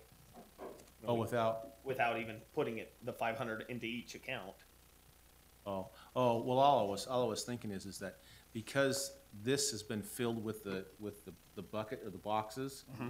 there's $1,500 there that we could fill, which would probably come over. That's what I'm saying, so to cut it on this side, so that Cut it we on can. that side so we can get, yes, Yes, okay, now we're let- talking the yes. same on it then. So for example, But- on line 5, It could have it go to mileage. Yes, shore because- It would take out one Because of what I those. thought Denise's Yeah. question was, instead of 27.1, taking it to 28.6. That's what I thought she was asking. I'm with you. We just cut it so that we Yeah. can backfill and talk one of these others. And we just eliminate that line. Yes. Okay. Just eliminate So are we on that. our additional budget requests? Move it to travel. Yeah, unless there's. Can we go on these in reverse order? Sure. Okay. The Utah Foundation, I've been serving as the liaison for the commission on that. The director, the founding member that coordinated that, he has moved. And I'm quite honestly, they have some surveys that are gonna be useful to the county this year, but we don't control them. We still have access to them whether we're a member. This is already a cut in membership, right, from the 5,000 to 2,500. Quite honestly, I don't care if we're a member. I have not attended any of the meetings because I've seen the agenda and they've come down and visited with me based on how we've been assessing other boards. My report is, I don't see a need because it doesn't directly benefit, and that's kind of how we try to measure our boards. So, but I'm okay if you guys, if somebody wants to take that role and start attending those meetings on a regular basis, which is quarterly. Well, I voted no on this one, as you're well aware. Yeah, sure. Multiple times. And we did have a meeting, they came down and visited with us, with Rona, and they wanted to do an additional, they wanted us to spend an additional 10,000, I can't remember what it was. It was Yeah, on the study. on the study. Right. And then it was about a week later that we had, EDCU come down, and they said they'd do it, and a more extensive one for us. Or like, It was almost like for just our membership. Yeah. So I'm not, this one here doesn't make sense to me. It hasn't for some time.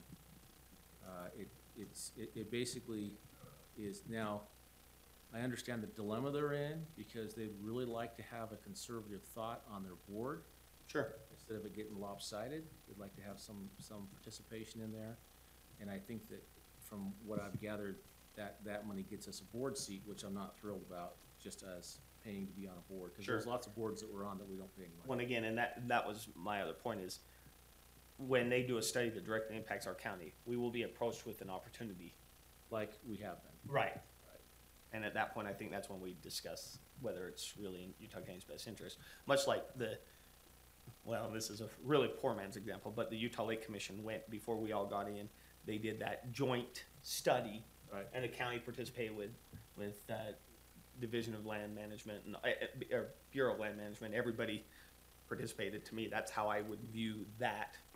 When it makes sense to us, we contribute for those studies, or, but assess them as they come up. case by case. So I think we should just not fund that request, personally. And I'm fine taking that off. Okay. The mileage one, now, if you look at the mileage one, to fit the zero bases we're going down through, that's a shift from what we're used to. If we get the offset of the $1,500 from the local education, that will take that down $1,500, so that will put us at $3,000. Is our travel, or our mileage stuff, is it appropriate? We asked for 10.5. I haven't even used my mileage, so. I know I've got mine that I'm gonna have to, that Brian's working on. Yeah. To get back, so the numbers. Well, so historically, we've only used, the highest year was in 2016, 10,640, right? Hmm. So if we take the 10.5 and we add the $1,500, that still gives us higher than our historical average at 12,000 flat, 4,000 per commissioner. I think we ought to see if we can't use that, and if we have to open the budget because there's reasons for us to have a mileage discussion, I think we can do that in a commission meeting like we do with everybody else. So I think we can cut that by 3,000 just based on our historical use. On our use. Yeah. So that 1,500 we cut from the in-state travel, we put on into there, You put it into there and then still Not cut do any 3,000. additional. That Yeah. makes sense to you, Denise? Mhm. You with that? Yeah, Mm-hmm. that makes sense. we're just adding 1,500 to it. Yeah, we're adding 1,500, but from the additional request, we're cutting $3,000. So that just takes that number 5 right That's out. just Yeah. gone. That one gets taken out. The Rural Utah Alliance, we joined last year.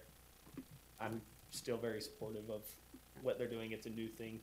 They're new, they're trying to build, I've had several conference calls with them. Yep.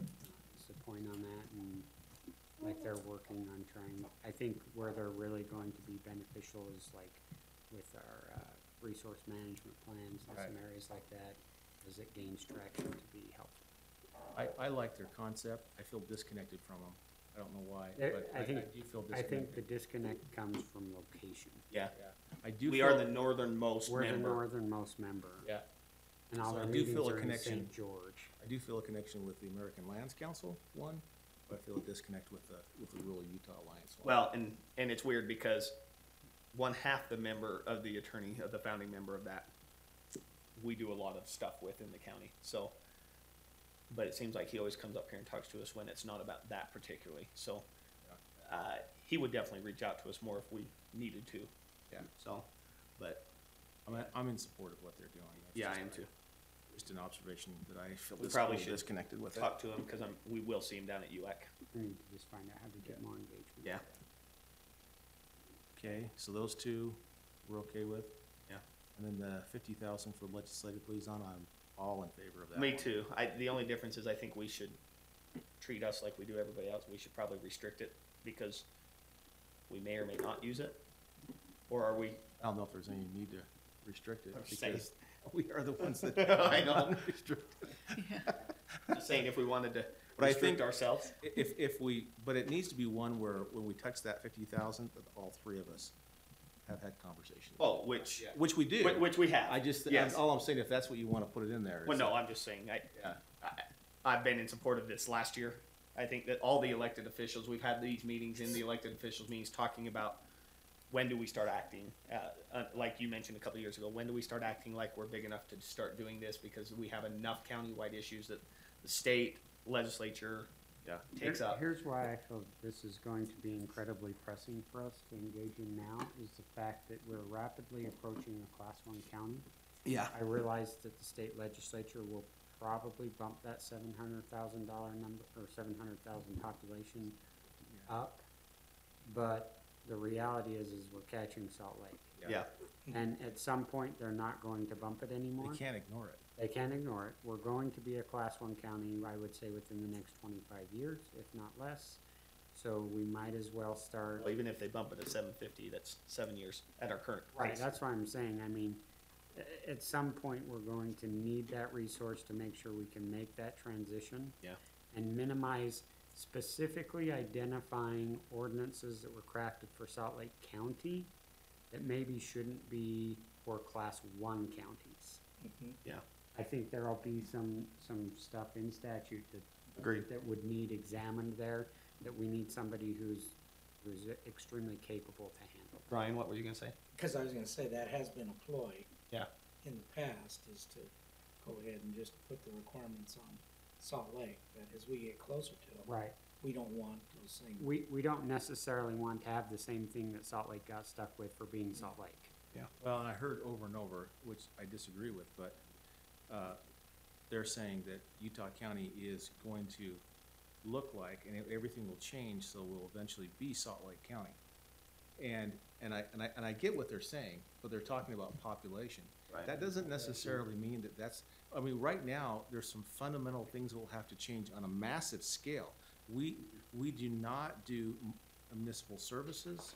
We're very friendly to cities taking land and building, and businesses are in city. That's a fundamental shift from what it looks like to the north.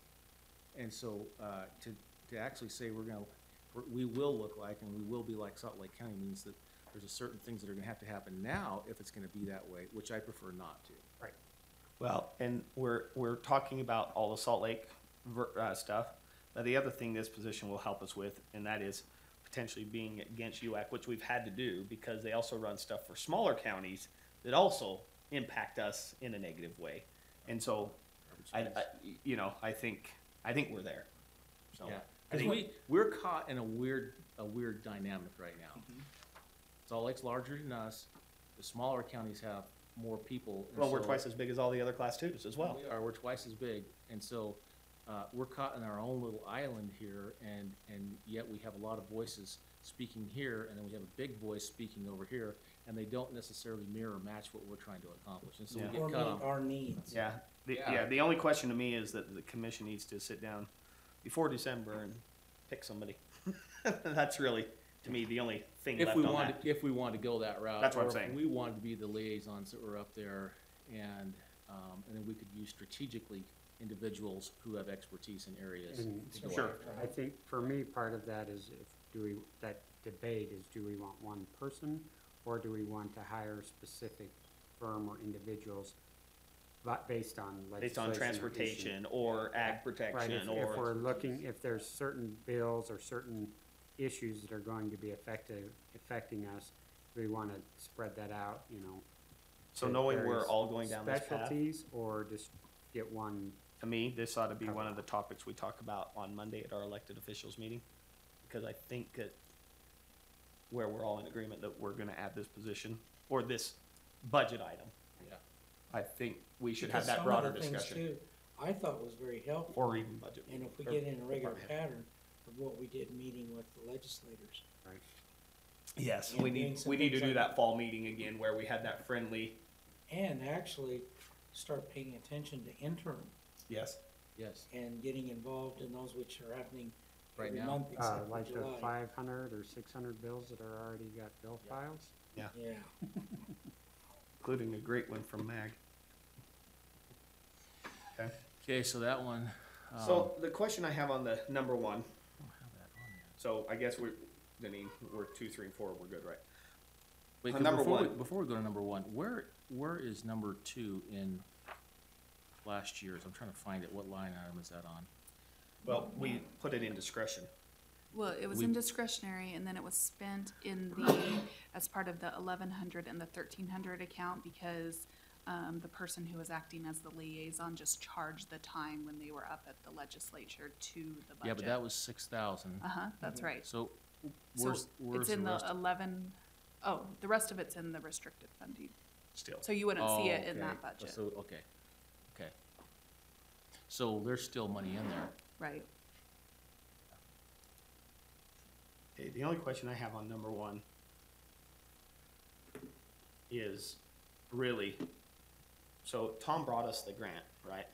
Right. There's nothing that says we have to, so I'm trying to be politically correct here. There's nothing that says we have to agree to the entire grant, right? We could still say cut one of those positions or because the ask is big. So, but the other problem is, so I'm gonna make both sides of the arguments, and this is my hard part. Tom means, we've all praised what our public defenders, we know we're the model for the state. We all agree that we do it better than everybody, and that's because a large chunk is Tom and the way he budgets. The problem is adding another $350,000. They are 2 years away from where they got $650,000 increase 2 years ago. Last year, I still think we increased them another $150,000 or $200,000. Yes. Yeah, it should be on the next sheet that. Right. Right, we can So, get the numbers. so therein lies the problem is, he has been warning us. So to be fair, he's been telling us this is coming, you know, but now all of a sudden the state's willing to give money. That's the hard part that's throwing away, is that the state's finally contributing a portion of paying for this. That's the hard part that I don't want to miss out on. But we can't go down. I know, that's the Our other level's problem. frozen. I right know. now at funding. So if we wouldn't have done that 2 years ago and then said, oh, let's put this on, it would be ahead, but we can't go back. We're Sure. frozen. And here's my other problem with it. If we do it and we commit to it, the real problem is the state, and this has happened to Commissioner Lee and I before, if the state adds a judge all of a sudden and a court, we have to fund it. They don't give us an option and we don't participate in it, and we will have already been committed to that. That's the other problem. So it's then no longer $175,000 annually, it's $350,000 increase annually. And that's why they got the increase last time, is because they added the court. I understand that now means Tom's workload is bigger, you know. That's the hard part here. That is the hard part. Now, I've asked the attorneys to look down through it to make sure that it's tied to grant funding and not, Right. That it's a carrot mentality. Right. where Don't we're in get- there. That you get them for 2 years and all of a sudden, Now we're stuck with it. stuck with it. right. And in reality, as I see it, the state has some problems, because across the state, besides us, they've got a discrepancy going on, and they're out of balance, and they're responsible for it. Right. And so because they're responsible for it, if they show funding going towards an area that is working, it helps to offset that balance. Right. And so they're willing to come in and say, hey, we want to give this funding to help offset that balance, the negative balance that they have right now. And in hopes that we'll actually pick up some regional stuff too, which is, we already have Juab County. Right. We're also looking at Sanpete County. So, I'm nervous about it. I'll just tell you, Sure. I'm nervous about it because of what I've seen the trend. Well, and the other problem is when we say we want to tie it to grant funding, because that's why we're talking about the increase, right? But I think what Tom's argument would be to us is, whether the funding's there or not, this is needed. And that's what puts me in the tough spot, because he does come only generally out of great need. That's what's a conflict for me here is they've had such a big increase percentage-wise in their budget versus everybody else, but he also runs a fantastic department, and I trust him when he comes to me. That's what's a conflict for me here, because I agree with our philosophy on the grant funding. Grant funding is grant funding. When the grant's gone, the position's gone. But, you know, that's what is at odds for me here. So I guess the reason I opened up with we don't have to do that full amount is what I'd like to know in the grant is, even if awarded the grant, do we still have, once awarded the grant, can we still decrease that amount? So in other words, can we eliminate an attorney if awarded that full grant? Okay. Yeah. We have to maintain our level, our pre-level to the grant. No. If you eliminate an attorney, you're gonna eliminate. Let me rephrase. Eliminate an attorney in the ask for the grant, not our current staff. So we've asked for 3. Yeah. Tom has asked for 3. So we get awarded the grant. Can we still go to just 2? Because we've analyzed the budget at that point. Oh, I see what you're saying. So the At- bucket of money is there, but how much we use is determined by. That's my question. Is it, or are we locked into the 3? I don't know. I would be surprised if we aren't locked into the 3. Yeah. Yeah. That's just a gut thought on that. So this is my I'd be dilemma. surprised if we're not. It's attractive because the state's actually coming in and the state's courting us on this one. Right. So I like that part of it, that they're actually gonna fund half of it. What I don't like is on a budgets that we have right now, is that we don't know where we're at.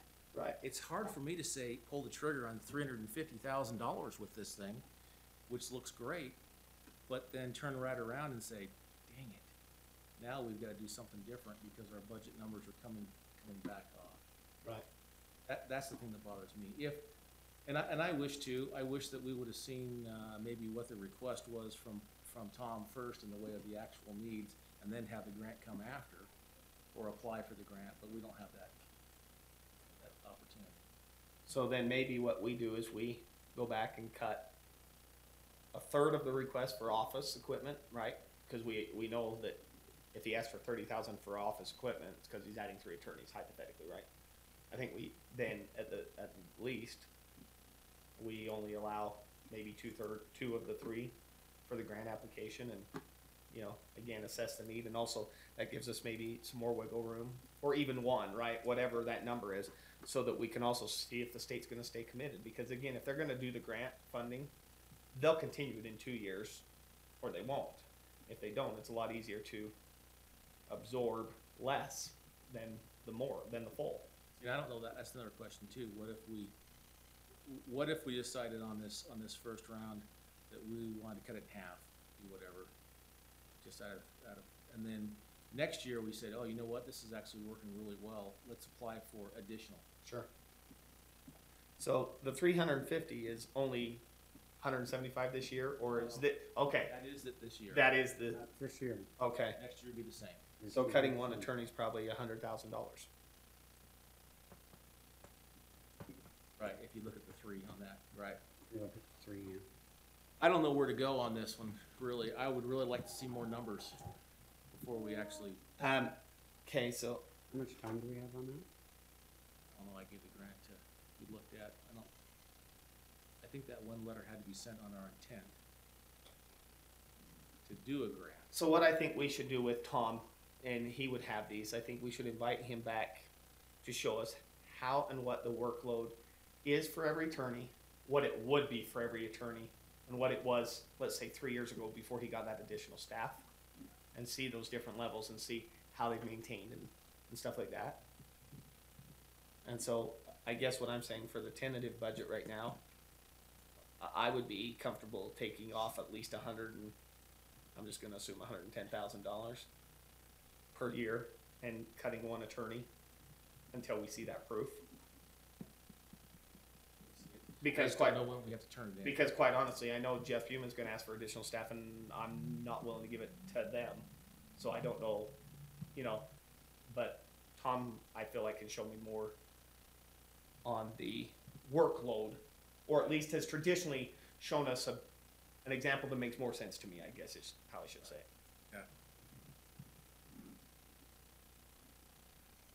Okay, so more discussion on that one. Yeah, I just, Restricted.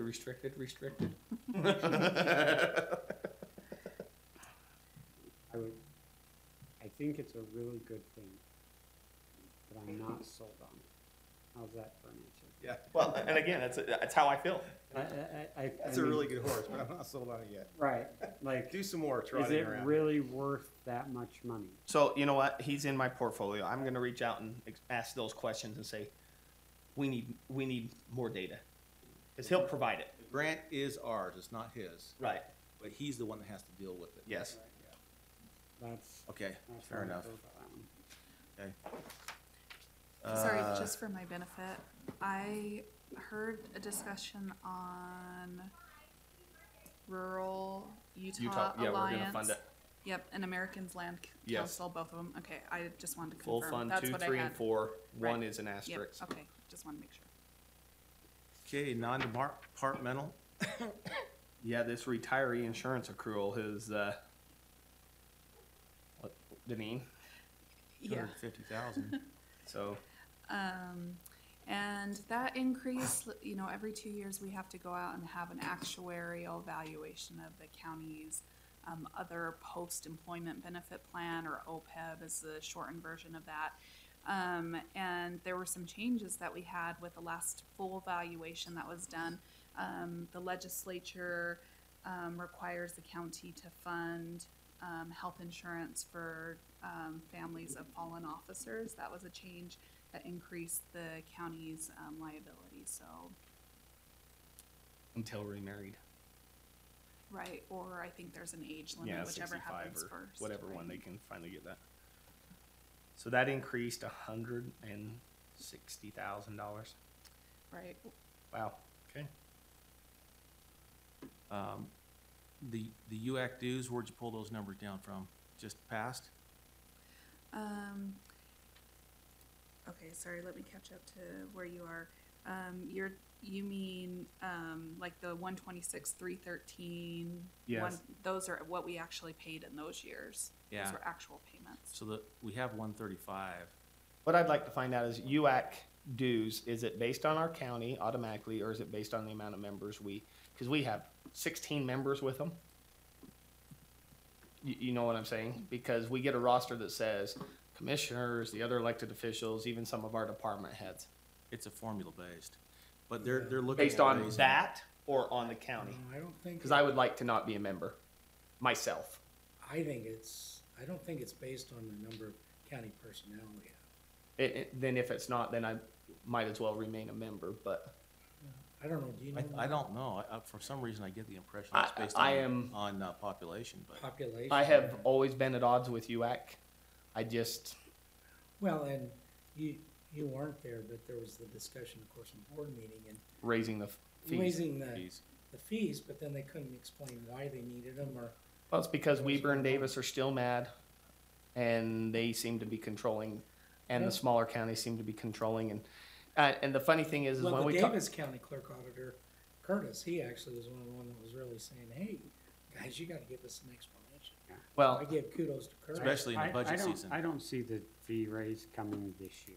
No, Well, and the funny thing though is, so for example, this is what, when Salt Lake County, when we had this conversation last year, they're not happy with UAC. So the two largest counties, the ones that represent 75% of the state in population, aren't happy with UAC. So I asked Salt Lake why they pay, and they said, we just pay so that we're a member. But then they've started their own little group with us, if you will. So again,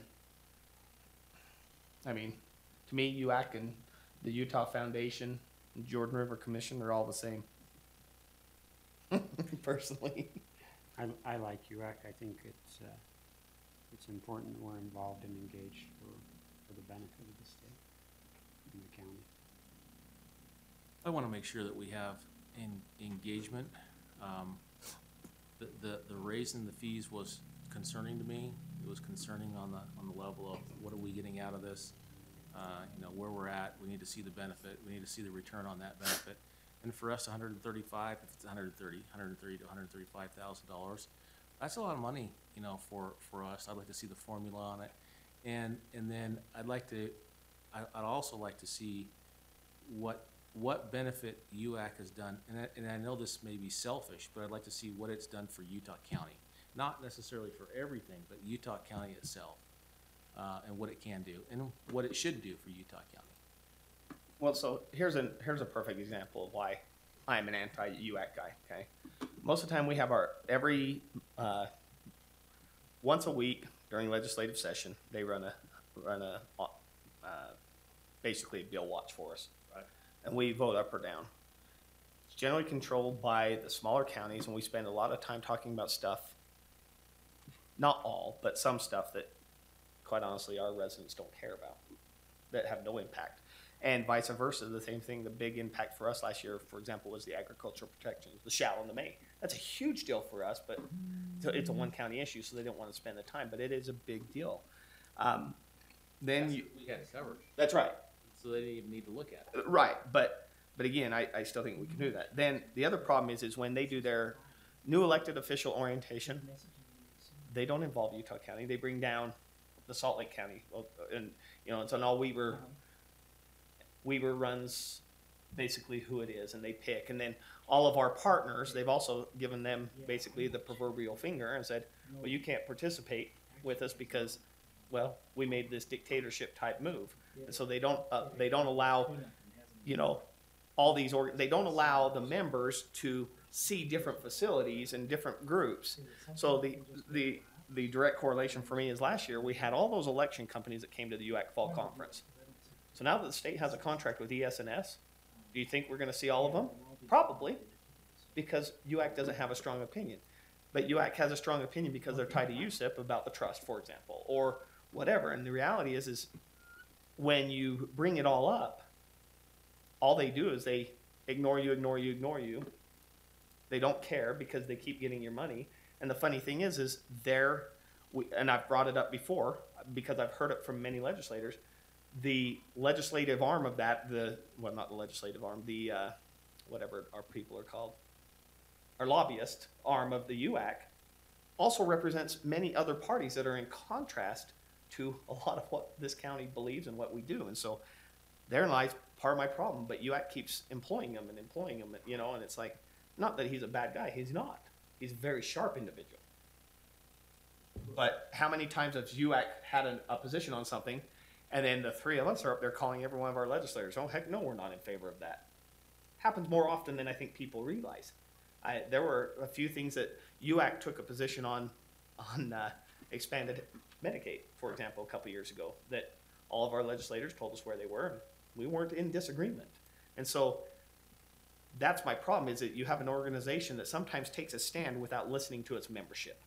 And that's the problem. And anytime you bring it up and you point it out, rather than staying neutral, Adam literally acts as a dictator and says, no, we're doing this because he views it as his political role to do it.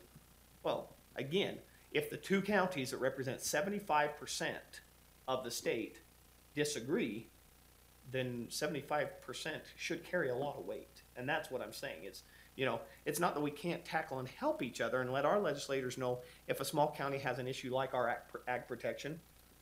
I love the fact that we're members and we can call our legislators and say, this is an important issue to them and here's why, and spend very little time on it, but not at UAC.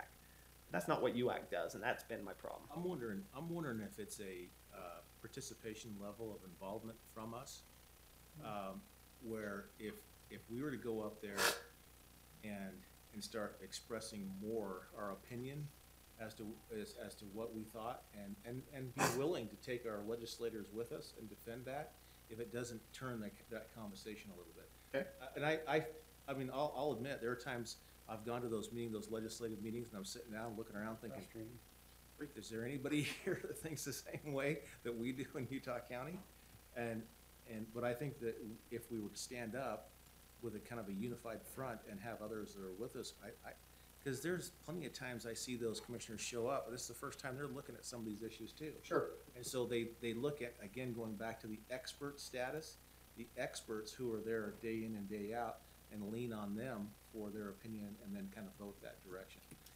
And Okay, but when legislative leadership, okay, now I will only speak for myself. When members of the leadership of the legislature have out of their mouths told me that they discount what the UAC lobbyist is bringing because of the different interests that they come with, and then have represented and said, well, yeah, the Utah County Commission even supports this, because the reason they say that is because if UAC takes a position supporting, as a member, they do that. And so we we need to get involved. And I have, and that's why I say then we go against them. And so again, it's not that it can't serve a purpose. What I told UAC is my belief is they should be coordinating so that the commissioners, the clerk auditors, all of us together are hearing from our citizens and going up there and coming up with good common sense, stuff together. And I agree, it does have a purpose, but it's not being run that way. And that's my problem is, as long as you continue to keep letting Weaver have their way and, Kerry tell Adam what to do, and we elect or we have a president that's in place that allows Adam to act as a dictator, and then when the whole board is up in arms, and he still says, well, it doesn't matter, I'm doing this. What do you mean it doesn't matter? I've sat in those board meetings, that's why I quit attending them the last 2 times, because that was what happened the last time I attended, and he just glossed over it. So we're a member of an organization that doesn't value even its own board. And again, you and I were the board representatives, Commissioner Ellerton and I were the board representatives when that happened.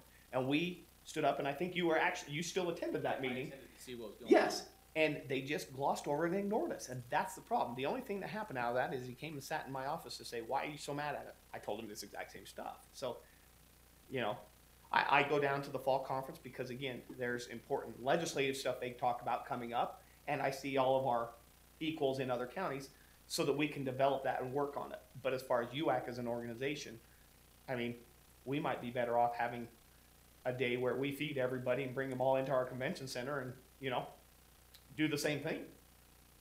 Tell you what, we could spend less than $100,000 bringing them all in and costing it. And that's for me, the problem is they're not doing what they should be doing.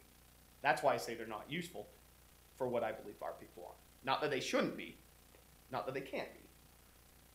So, Commissioners, yeah. from my observation, of course, I've been involved with them for almost 11 years now, there is value to make sure that we're still around that group, even though we don't always agree. In fact, I'm really concerned from the clerk auditor side that we lost Ari now, that he's been let go, because he really would reach out. And I think we're gonna get the short shift in that I think our problems get glossed over. I started to see that this last year with the new main lobbyist for UAC. But I also know there's something about, because of our relevance and because of our weight, that we've got to stay involved. And even though it's not as effective, I really think what Commissioner Lee is saying is right. We've got to be more proactive and really exercise what we have as the second largest county. And as a group in our elected officials meeting, maybe we should talk about this more on Monday, but just really go to the point where we become united as all of us elected officials with our delegation, which really carries a lot of weight in the legislature. Right, but that's the point, is we can do that, and we've done that without being up at UAC. But still, if we pull ourselves away, and at times, I've even pulled myself away from some of the stuff the clerks were doing, because it's so busy. Sure. Trying to do everything, and then all of a sudden I wake up and they've taken positions and done things that I didn't even have a say on. I think we still need to be at the table. And I don't disagree. I don't disagree, because that's kind of my other frustration with UAC. All of our other elected officials are also part of groups. So the commissioners also belong to USAC, an arm of UAC, right? So we all have these. And it is so funny how many times UAC as a body takes a position representing everybody that is contrary to what the sheriffs want, what the attorneys want, and that's part of the problem. And in fact, I know we and the clerk auditors, we will actually vote on positions, And then what comes up, at least the way we've operated, is if one of us big counties, first and second class counties say no, then it's automatically a neutral position. Because just by, all it takes is one county saying, no, we're not going to, because everybody's been more cognizant of respecting everybody's individuality. I don't think we've defined, with UAC hasn't defined what a neutral position actually means. Yes, in that's the lobbying. key. Yeah. And that's where it gets a little bit dicey, because if I knew exactly what neutral meant for our lobbyists from UAC, it might give me a little bit more support in what they're actually doing. And if I knew exactly what support meant, because sometimes I see a position on the paper that says neutral, but there's a big lobbying effort going on. Yes. Still behind the scenes. Still behind the Yeah, scenes. or in other words, neutral to them is, we don't know where the governor wants us to be sometimes, or a certain legislator, or, I mean, the whole centrally assessed issue. I remember standing up there, and everybody debated it in these smaller counties saying, this is horrible, that had them, and, and they said, well, we're not gonna go against Senator Bramble. And then they brought him in, and actually when he started talking and presenting, I'm like, well, yeah, why wouldn't we support that? That makes perfect sense to me. I mean, to hear him talk about the issue, and then all of a sudden, all those people were still against it, but they supported it, which I did too, but, that was, so anyway, It's a tough one, because I know I have gotten more and more frustrated. I felt since Brent's left that there's just a whole different direction, and I think it's moving away from listening. and my problem is I believe under Adam's leadership, that's happening more, because he let Yeah. Kerry Gibson run him that way, but, Yeah. and they're smart people. They're But smarter than somewhere me, we but, got to still make sure we at least are but if, part of the if, process. Deneen, if the bill comes in June, and, Right. and it is based on how many members of the county, I would like my name pulled. When do we get that bill?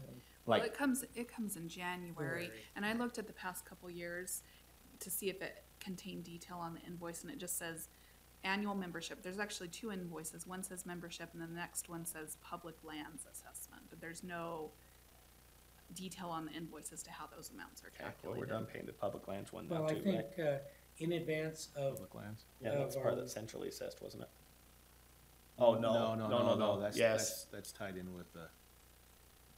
in advance, and I'll ask the question at our next board meeting, but I really think we need to have a breakdown. In fact, I'll ask Adam in advance. Well, I'll be there at our next board meeting, cause it's in October, or in November, I mean, November. It's on the Wednesday evening. yeah. But I think, we should really. And probably again, start I'll go demanding off more and they'll be detail. mad that I bring all this up again, but I will bring up to the membership that Adam and I had this conversation and he agreed with everything that I just said, but nothing has changed in the positive. So anyway, So, yeah, I did jump on this. I don't even know where we're at time-wise. Are we? we have, Oh, we're all right. we're done. Okay, we're done. Well, by the calendar. Okay, economic development. I know that we're going out to, an RFP, is what we had decided to do. Yep. I'll tell you what I don't like having the numbers, here we are on YouTube talking about it. We go out to an RFP and everyone knows what the number is. But anyway, I don't know if we get around that. Probably is what it is. I should just leave it alone. Well, move on. But the thing is it, Oh, so, yeah. There's multiple things in that number, so maybe we're okay. yeah, It's not just, It's not just our one membership. no. yeah, okay. Or one contract I'm not basis. saying that. Yeah. Why do, what's treasurer overhead? We can spend that Because 200,000 on just economic like you development charge however 10%, we want. or It might the be on a department commission, contract with 10% an comes entity, it from might assessment be collecting. broken Not all up of the between treasurer's five, or activities are like related there's to a assessment variety of collecting. ways. So the to general do fund this portion, first. okay. Yes.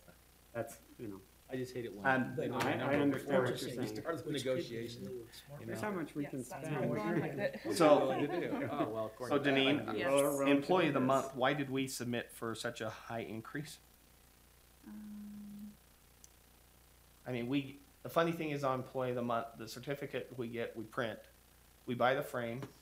Maybe I shouldn't admit this over the air, but they're donated, a lot of the gifts. We buy a portion of them, but some of it's What did we donated. spent? We spent 644. Right, because we get, Hundreds, there's like the 1,000. movie passes are donated for our employees and Got a couple months left.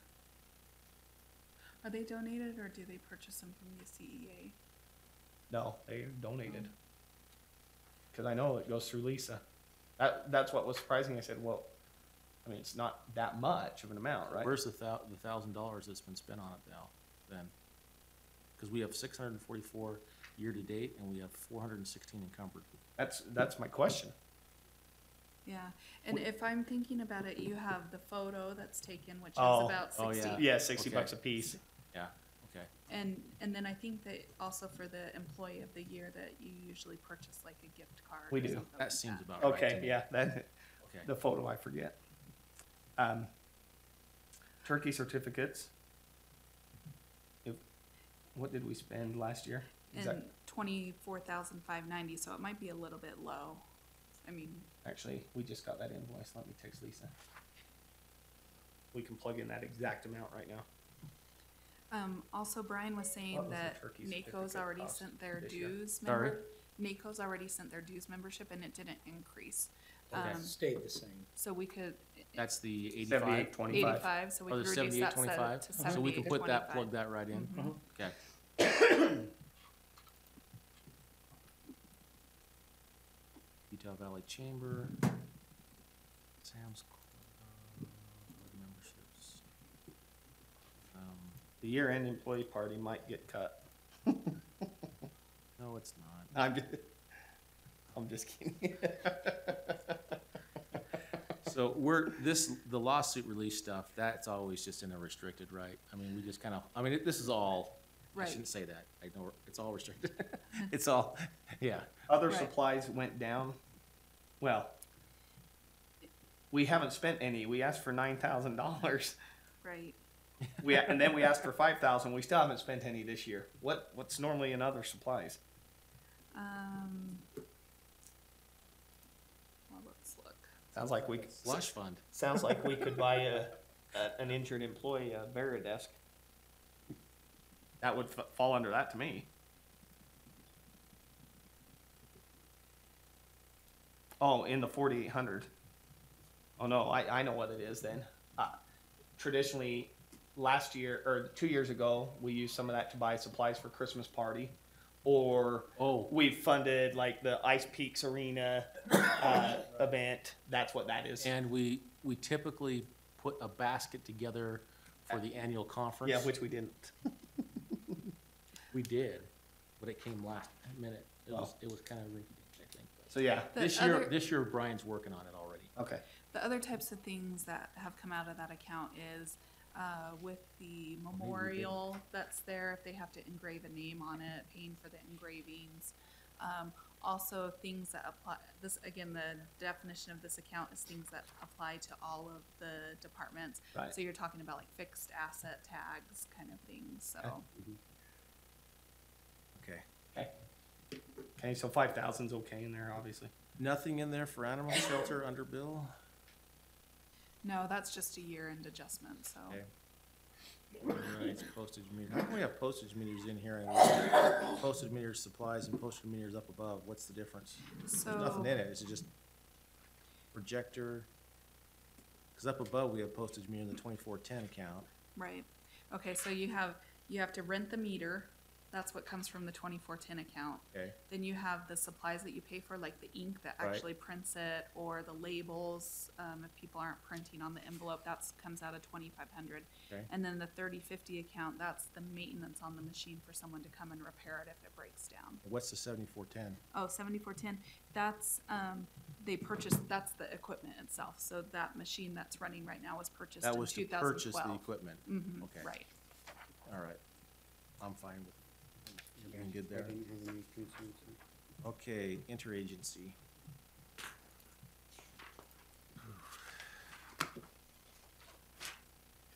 Legal conflict. Legal I have a lot more conflict. conflict with legal than 75,000. No. We haven't spent any this year. Right, and that's why that one's highlighted. Which that can't be true It can't be true. because we know went out. They're defending 3 of us in this room. 1 to your right, 2 to your left. Out of that fund. No bills to it? Maybe they're There's just, no purchase They're orders not gonna entered bill yet. come back, right? wow. That would also seem to me to be like, I don't know. Well, okay. So court-ordered fees, these are just kind of, 100 grand. just catch to see, just in case, right? That's what these are. Yeah. Because we can see in the past, we've had as high as 94. And some Why are years- mental health hearings so far down this year? Yeah. Yep, they Yeah, asked for an answer. increase. And I think it may be one of those things that just varies from year to year. There's not a good way of being able to forecast what the need's going to be.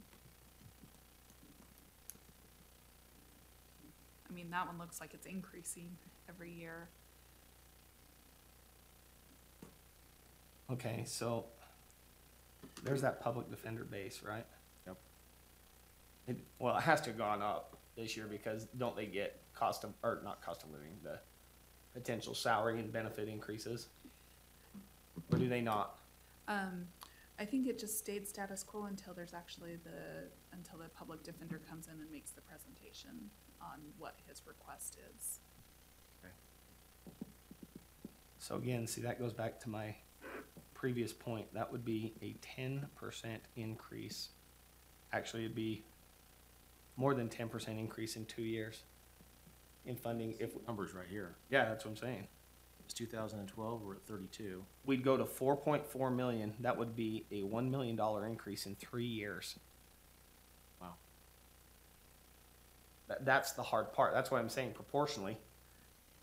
If you give, Brian would love to have 30% more budget over the next 3 years. You'd have a lot of toys. So the only one that's been growing at roughly that rate, we've given them their own day. Okay, Wasatch Mental Health, we kind of know where that's at. Is that a hard number? Did you get that number from them? Oh, okay, so we need to talk Um, about this one. I don't know if Brian talked to Todd Phillips or not. Okay, but- no, I can fill this in. This is becoming a problem, so we need to budget this one differently. We just submitted our payment to them barely, but there's been a change in the law that they need to start billing us quarterly. And that also includes for next year because they're in that July. So we potentially probably need to, so in January, they are going to send us a bill for the previous 6 months, and then they are going to bill us for the next 2. So we need to increase this amount because we need to cover October and December's payments. So we also kind of need to project that increase. What, increase it in the sense of the money that we already have? So no, so what this 1.3 is 1 year, but Right. it's Calendar year? half, it's our calendar year, but it's half, it's to finish up this last year. So we're currently in the middle of a fiscal year, right? Okay, right. So we have that amount. What will happen is in June or July, they will submit for the whole previous year, that whole amount, that their fiscal year, but our halfway point. The problem is they brought it up at our last meeting that how that doesn't work anymore because of what has happened. So what they want to do in December is get half of the payment that we already know what the amount is, right? But the problem is then they need to go on quarterly billings because of, and they can show us the login, they'll give it to us. But then what we haven't put in this is the next 6 months. So in other words, we have to front load the budget for 2018 to cover half a year, and then next year it will be an annual amount again. Yeah, does that work? Yeah, and of course, if they have any numbers on what that is, that'd Yeah, be good I to will know. make sure Todd Okay. gets that to you, but, oh, cut the mag line. What is that? That's the That's the- contribution that the county has to make to MAG. Has to? Well, the Be a part. based upon the contract that the commission approves. Well, with MAG. contract meaning, yeah, that's so that we can get 3 votes. That's what Oh. that's all about. Then give him an extra 1,000, I'll take an extra vote. Okay, 40,000 for the Utah Lake Is it going Commission. up, the Lake Commission, with any of this stuff going on? Not that I'm aware of. Dispatch, Should go down. you think it'll go down? Okay. We'll get some better numbers on that. They correct me if I'm wrong, Deneen, this year's coming in under budget wholly because that new building is running a lot more efficient, so they've got less cost, yeah. Doing better. Yes. That's the last line where we see that dispatch Yep. construction, so. Then we've got the animal, That Nebo water, why is that so high? Why is it doubled? That's just the number that the commission put in last year, and I don't know what the negotiations are with the agency. I guess my question is if we've only spent 7,500 this year, my guess is that's an annual due, an annual membership. Right, possibly. I don't know if that was like a catch-up for a payment that hadn't been made I'll last year. follow up. You know, they billed Yeah. late I or missed the whatever. last meeting, but I'll follow up on that one. Well, and as the alternate, they don't email me, so I never know. I thought I had that fixed one time, so if you'll just let them know. And then if you're not there, I will definitely attend for us. Richard's always there too. Yes, he is always, but. Okay. Are we on the fair? yeah, the fair.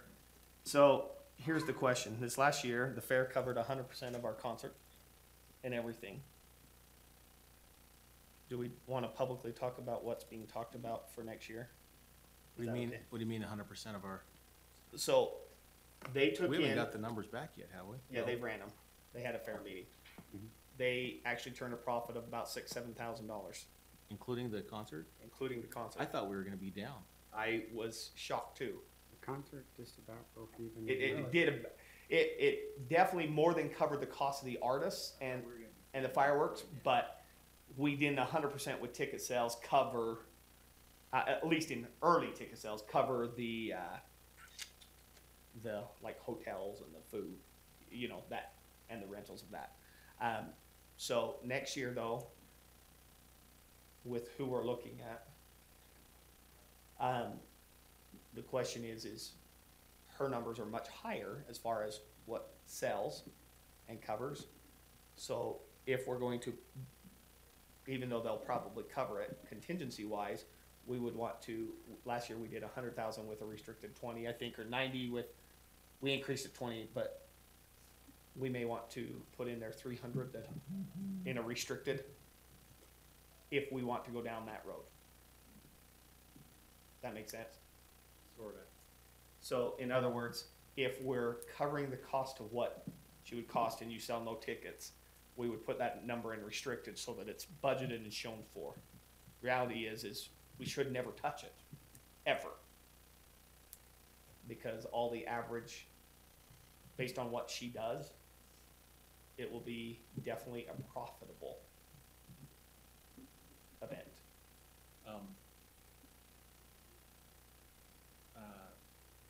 What was it a Wednesday night? Yes, Was it on Wednesday night? Yep. That night bothers me. It bothers me on a Wednesday. okay. I think it's I think gotta it- be a Friday or Saturday. And I'm okay with moving it to Friday.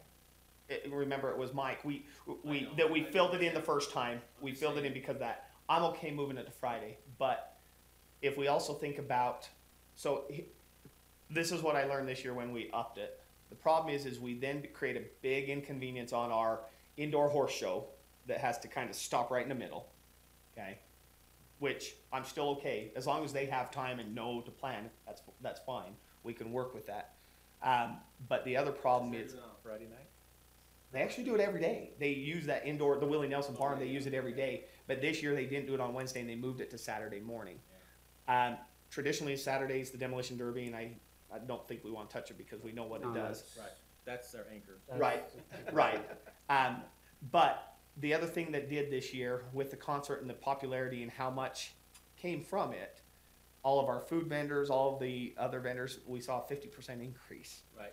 And so that's the We question. didn't see that. No, They the saw it. fair saw that. But nevertheless. Which means the we also had an buzz- attendance increase. Yeah, the buzz is great. Right, Cause I've been there in the past where yes. the buzz is. So, Attendance was Yeah. up, livestock entries were up, yes. open exhibits were up, everything showed a good. So keep in mind, by moving it to Friday and following the same format with a concert that's not as long and a fireworks show like we had, the problem is if you put on Friday, what does it do to the livestock? Like, cause they're in the crowd, like, the nice part of having it early is they can kind of accommodate and the people have their choice, whether they're gonna bring them in early the next morning You know what I mean? And that's kind of that was the dilemma. I'm not opposed to either. I don't care.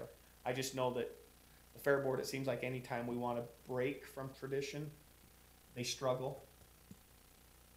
But at the same time, you know, I mean, it is the summer, so Wednesday isn't, you know, sometimes the Wednesday has saved us money this last year on a couple of the artists because they were able to book a weekend show. So. Right. Yeah. But regardless, if we're going, even if we do that on a Wednesday or Friday, and that's the only conversation we're gonna have, it still might be, of course, it's funded out of the TRCC. It still we would want Deneen It's- potentially to program. It's general fund. It can't be TRCC. Okay.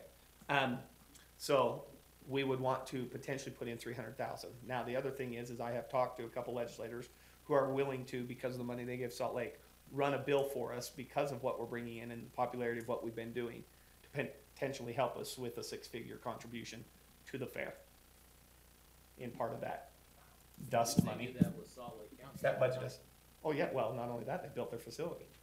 So that's why I said if they would give us a couple $100,000. See, I mean, knowing that we're actually turning a budget on this has changed my perspective quite a bit. I mean, at first, when I thought we were gonna be 40,000 under, I was like, oh, I'm starting to back away. Right. Um, When does Mel give the report? He gave it to the fair. Yes. When does he give it to us? Or when does he? Well, don't know. I mean, they're having their fair dinner. We got that email. Yeah. I don't know. I think they've had their annual meeting. I missed it because I was out of town. But that's how I heard on the it. calendar. Yeah, and I read the minutes. We only had the one meeting, so. Yeah, and I read the minutes. So again, we have a PIO meeting with Mike on Monday. We can definitely Say- talk to him. To me, this would be one that I would like to talk with Mike on Monday about. Yeah. Okay, well, we should keep it in mind. Well, I hadn't even got around my mind on, I wasn't thinking down that direction. By the way, was the profit that they're saying, does that include the county's contribution for this year? Did they, I don't think so they haven't done their full accounting where they've Oh, given okay. us the money back. oh, okay. I just wasn't sure if they were counting the county Yeah, contribution toward. and I don't know. I only read the minutes. Yeah. So I wasn't at that meeting. So, yeah. Okay, so some work still needs to be done there, it looks like. Yeah, But we need- everything looks in line from what we're traditionally doing. The traditional works just fine. The question will be, I think we have a conversation with Mike on Monday and determine if there needs to be an adjustment. So as a marketing piece, though, TRCC, the fair, I thought did come out of TRCC. No. Yeah. Then why do we run it through the CVB? Because they were That's the the way that- agency that was. Because they didn't run it through our procurement system. That's it. And the CVB was willing to do that extra work. They Because hate they it. promote things and they kind of drew that association. But they don't do anything, really. Not like it was initially intended. I think we probably ought to have that conversation too with you guys and see if we shouldn't pull it back. If we I would feel a lot more comfortable personally pulling it back. And I I'll would tell you too. why, because then we go through proper procedure when it comes to procurement. That's right. But you have to realize if we do that, it's gonna delay. Right. So the real problem is the delay. It comes from Mel is able to go to the bank out of the fair account and get $500 in ones that they hand out to the kids. Right. But again, we know those things so far ahead of time that we know it's coming. Now, and is Mel done after this year? Yes, Mel's no longer Yeah, he's not going to do it, which is another reason we might want to look at bringing it in, right? I mean, they have their own account, but we audit it, so Well, there's a lot of little nuances and we'd have to talk about the history of why that changed. sure. So But again, we can hold the conversation. we know well enough in advance, and all the vendors that get paid. I mean, you know, Diamond submits an invoice, whether Mel mails them a check or the clerk auditor's office mails them a check. I'm okay pulling it back. That's what I'm saying. Quite honestly, Joel and I have had that conversation, and he's uncomfortable. He took it because the commission really came down to him, and he didn't want to say no, as so often has happened. But Well, I wouldn't mind it being back, I mean, for the procurement side, Yeah. it just has a protection level that I think is, Well, the trust is now the insurer. I mean, there's just, right. yeah. So, yeah. Everything that's purchased, we know, we have receipts. Not that we don't have it with it now, but there's always speculation. Sure. I guess the other question would be what's it do on the liability side for the county's insurance? Because we then, on the Derby, are we now more liable or, we'd want to also have that side of the conversation. The liability side. Yeah, that would be, I think we probably are anyway, but. Well, we're definitely gonna get named. It doesn't matter. So I guess on this one, we're just a holding pattern till after Monday, Deneen, and we'll get you some some new numbers on the fair. Yeah, I Okay, just wrote notes. let's see, are we halfway through yet? TRT. You only have two more. TRT, So, I mean, really, the only things I think that need to be talked about in this budget are additional funding for the Convention and Visitors Bureau, county seat, and then the Freedom So Festival. the additional is going to be, if you want to program it, if awarded, it's going to be $500,000 roughly, and that's part of the marketing piece. They have been asked to submit a budget for marketing for a 3-year plan that shows measured growth as well, so that there's a responsibility to it. That if the board approves, which I think they're going to recommend to us, it sounds like that would be, my understanding is the portion for this year.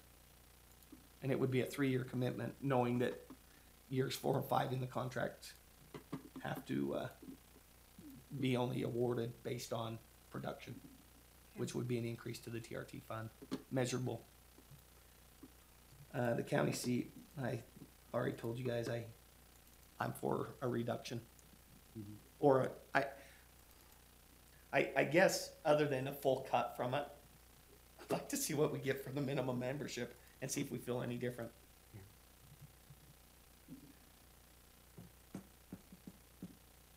So we can save, my guess is I can't remember if it's an 11, 22, and 44, or I can't remember how he does it. But I would probably put in there 22,000, which would be on the high side. I'd like to see what the participation options are and what it comes with. And then get Joel's numbers back on exposure and then try and make a better decision. Yeah. The Freedom Festival, their expenses are going up dramatically because the industry has gone up, as we found out since we got in the concert business, kinda. There's gonna be an increased ask. They're still generally very conservative. To me, the economic impact that this one does, I wouldn't have a problem with even just telling them, here's another $5,000 like we did a few years ago. We can always wait for the ask. let's wait for the ask. Okay. Well, we got a dinner coming up with them, right? I Or think lunch. so. There's a lunch. And that TTAB food meeting That one's, is right on. that one we've discussed, and of course the bond. Mhm. Is that for sure the bond payment for next year? The 1,588? It's part of it. Both TRT and TRCC are used to pay for the convention center. TRT is used first. Right. But there's limitations on how much For sure. can be. Only a certain percentage for building. Okay, let's get to the last one, TRCC.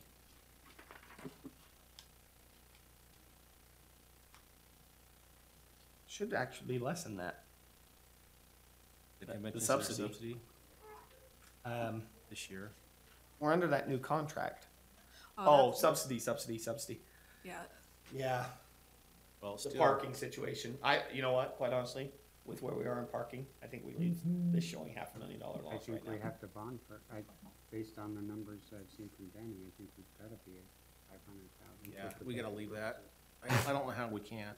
Yeah. And it doesn't hurt us, to leave it or to pull it, Right. but Is that You too, don't spend it great, but Yeah. it's always better to have and not need than need and not have, right?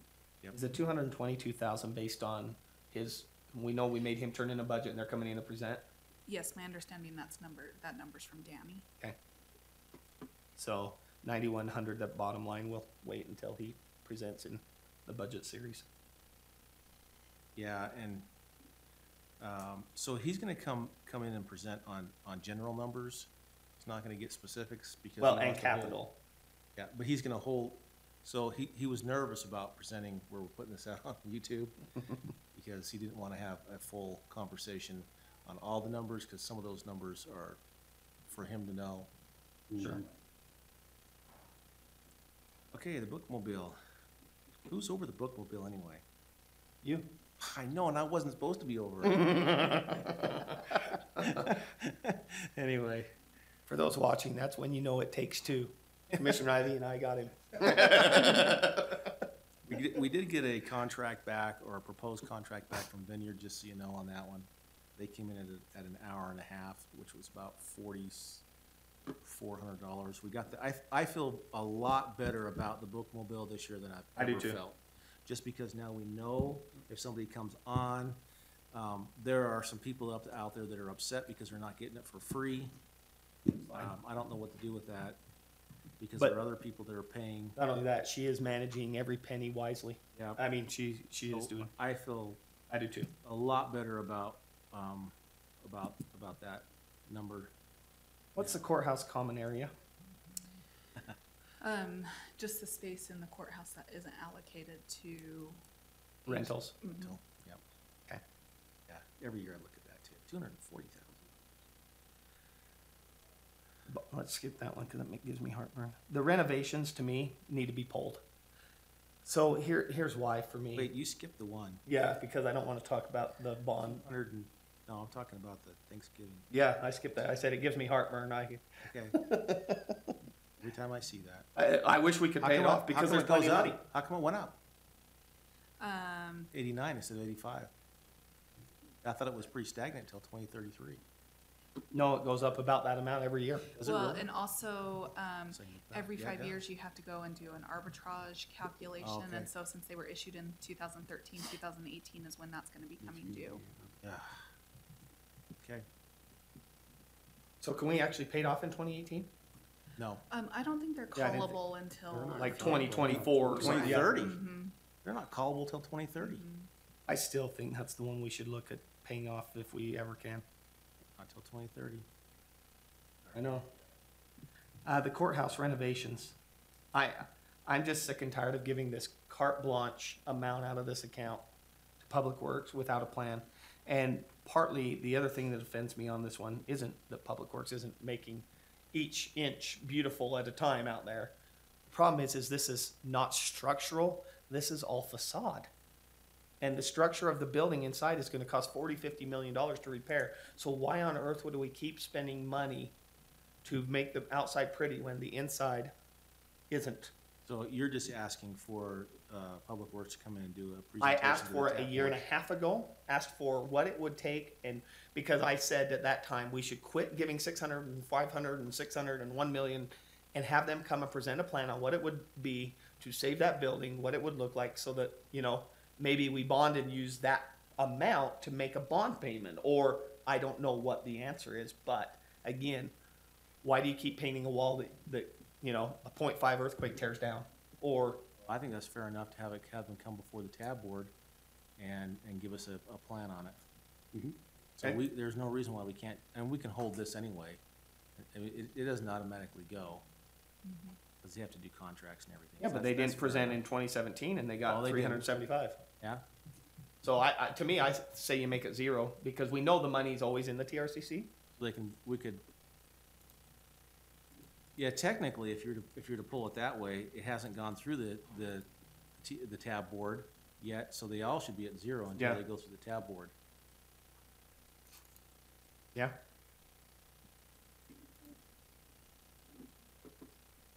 Although we do know that the city grants the tab board does like. I am curious how we got up to 380 though.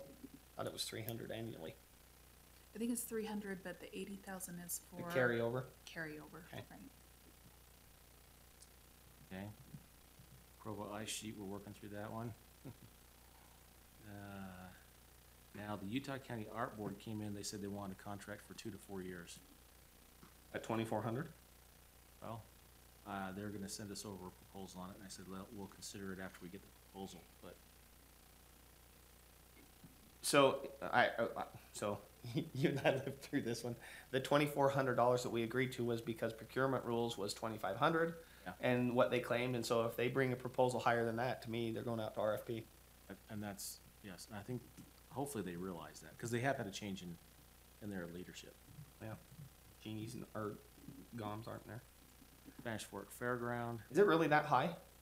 wow. It never comes in that high. Yeah, I don't know. Also, I just found it interesting, we haven't paid anything on that yet, cause Yeah. it should be a quarterly payment.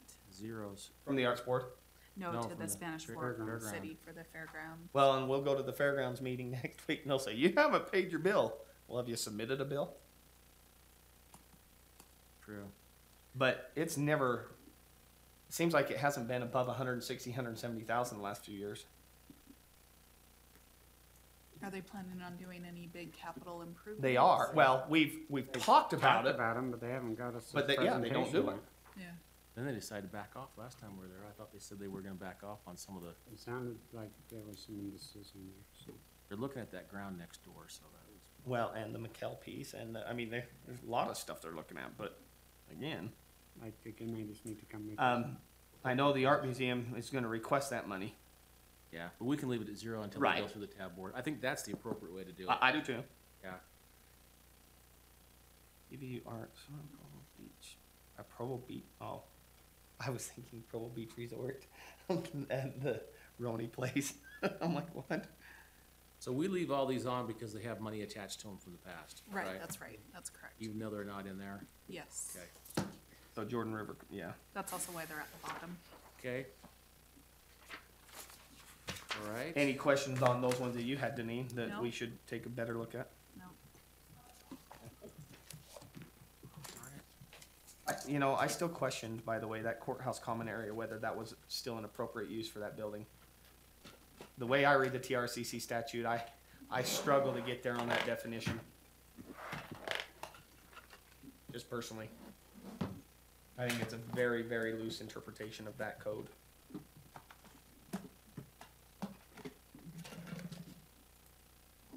Okay. I can just go with this. Lisa said that the turkey voucher amount is $24,900. so for 2018, do you wanna change that It, to? it was 24.9 last year. It should be 24.9 this year, and 24.9 next year. Worse than And sitting on there's a horse all only day. 24,000. Right. So it needs an additional 900. Right back to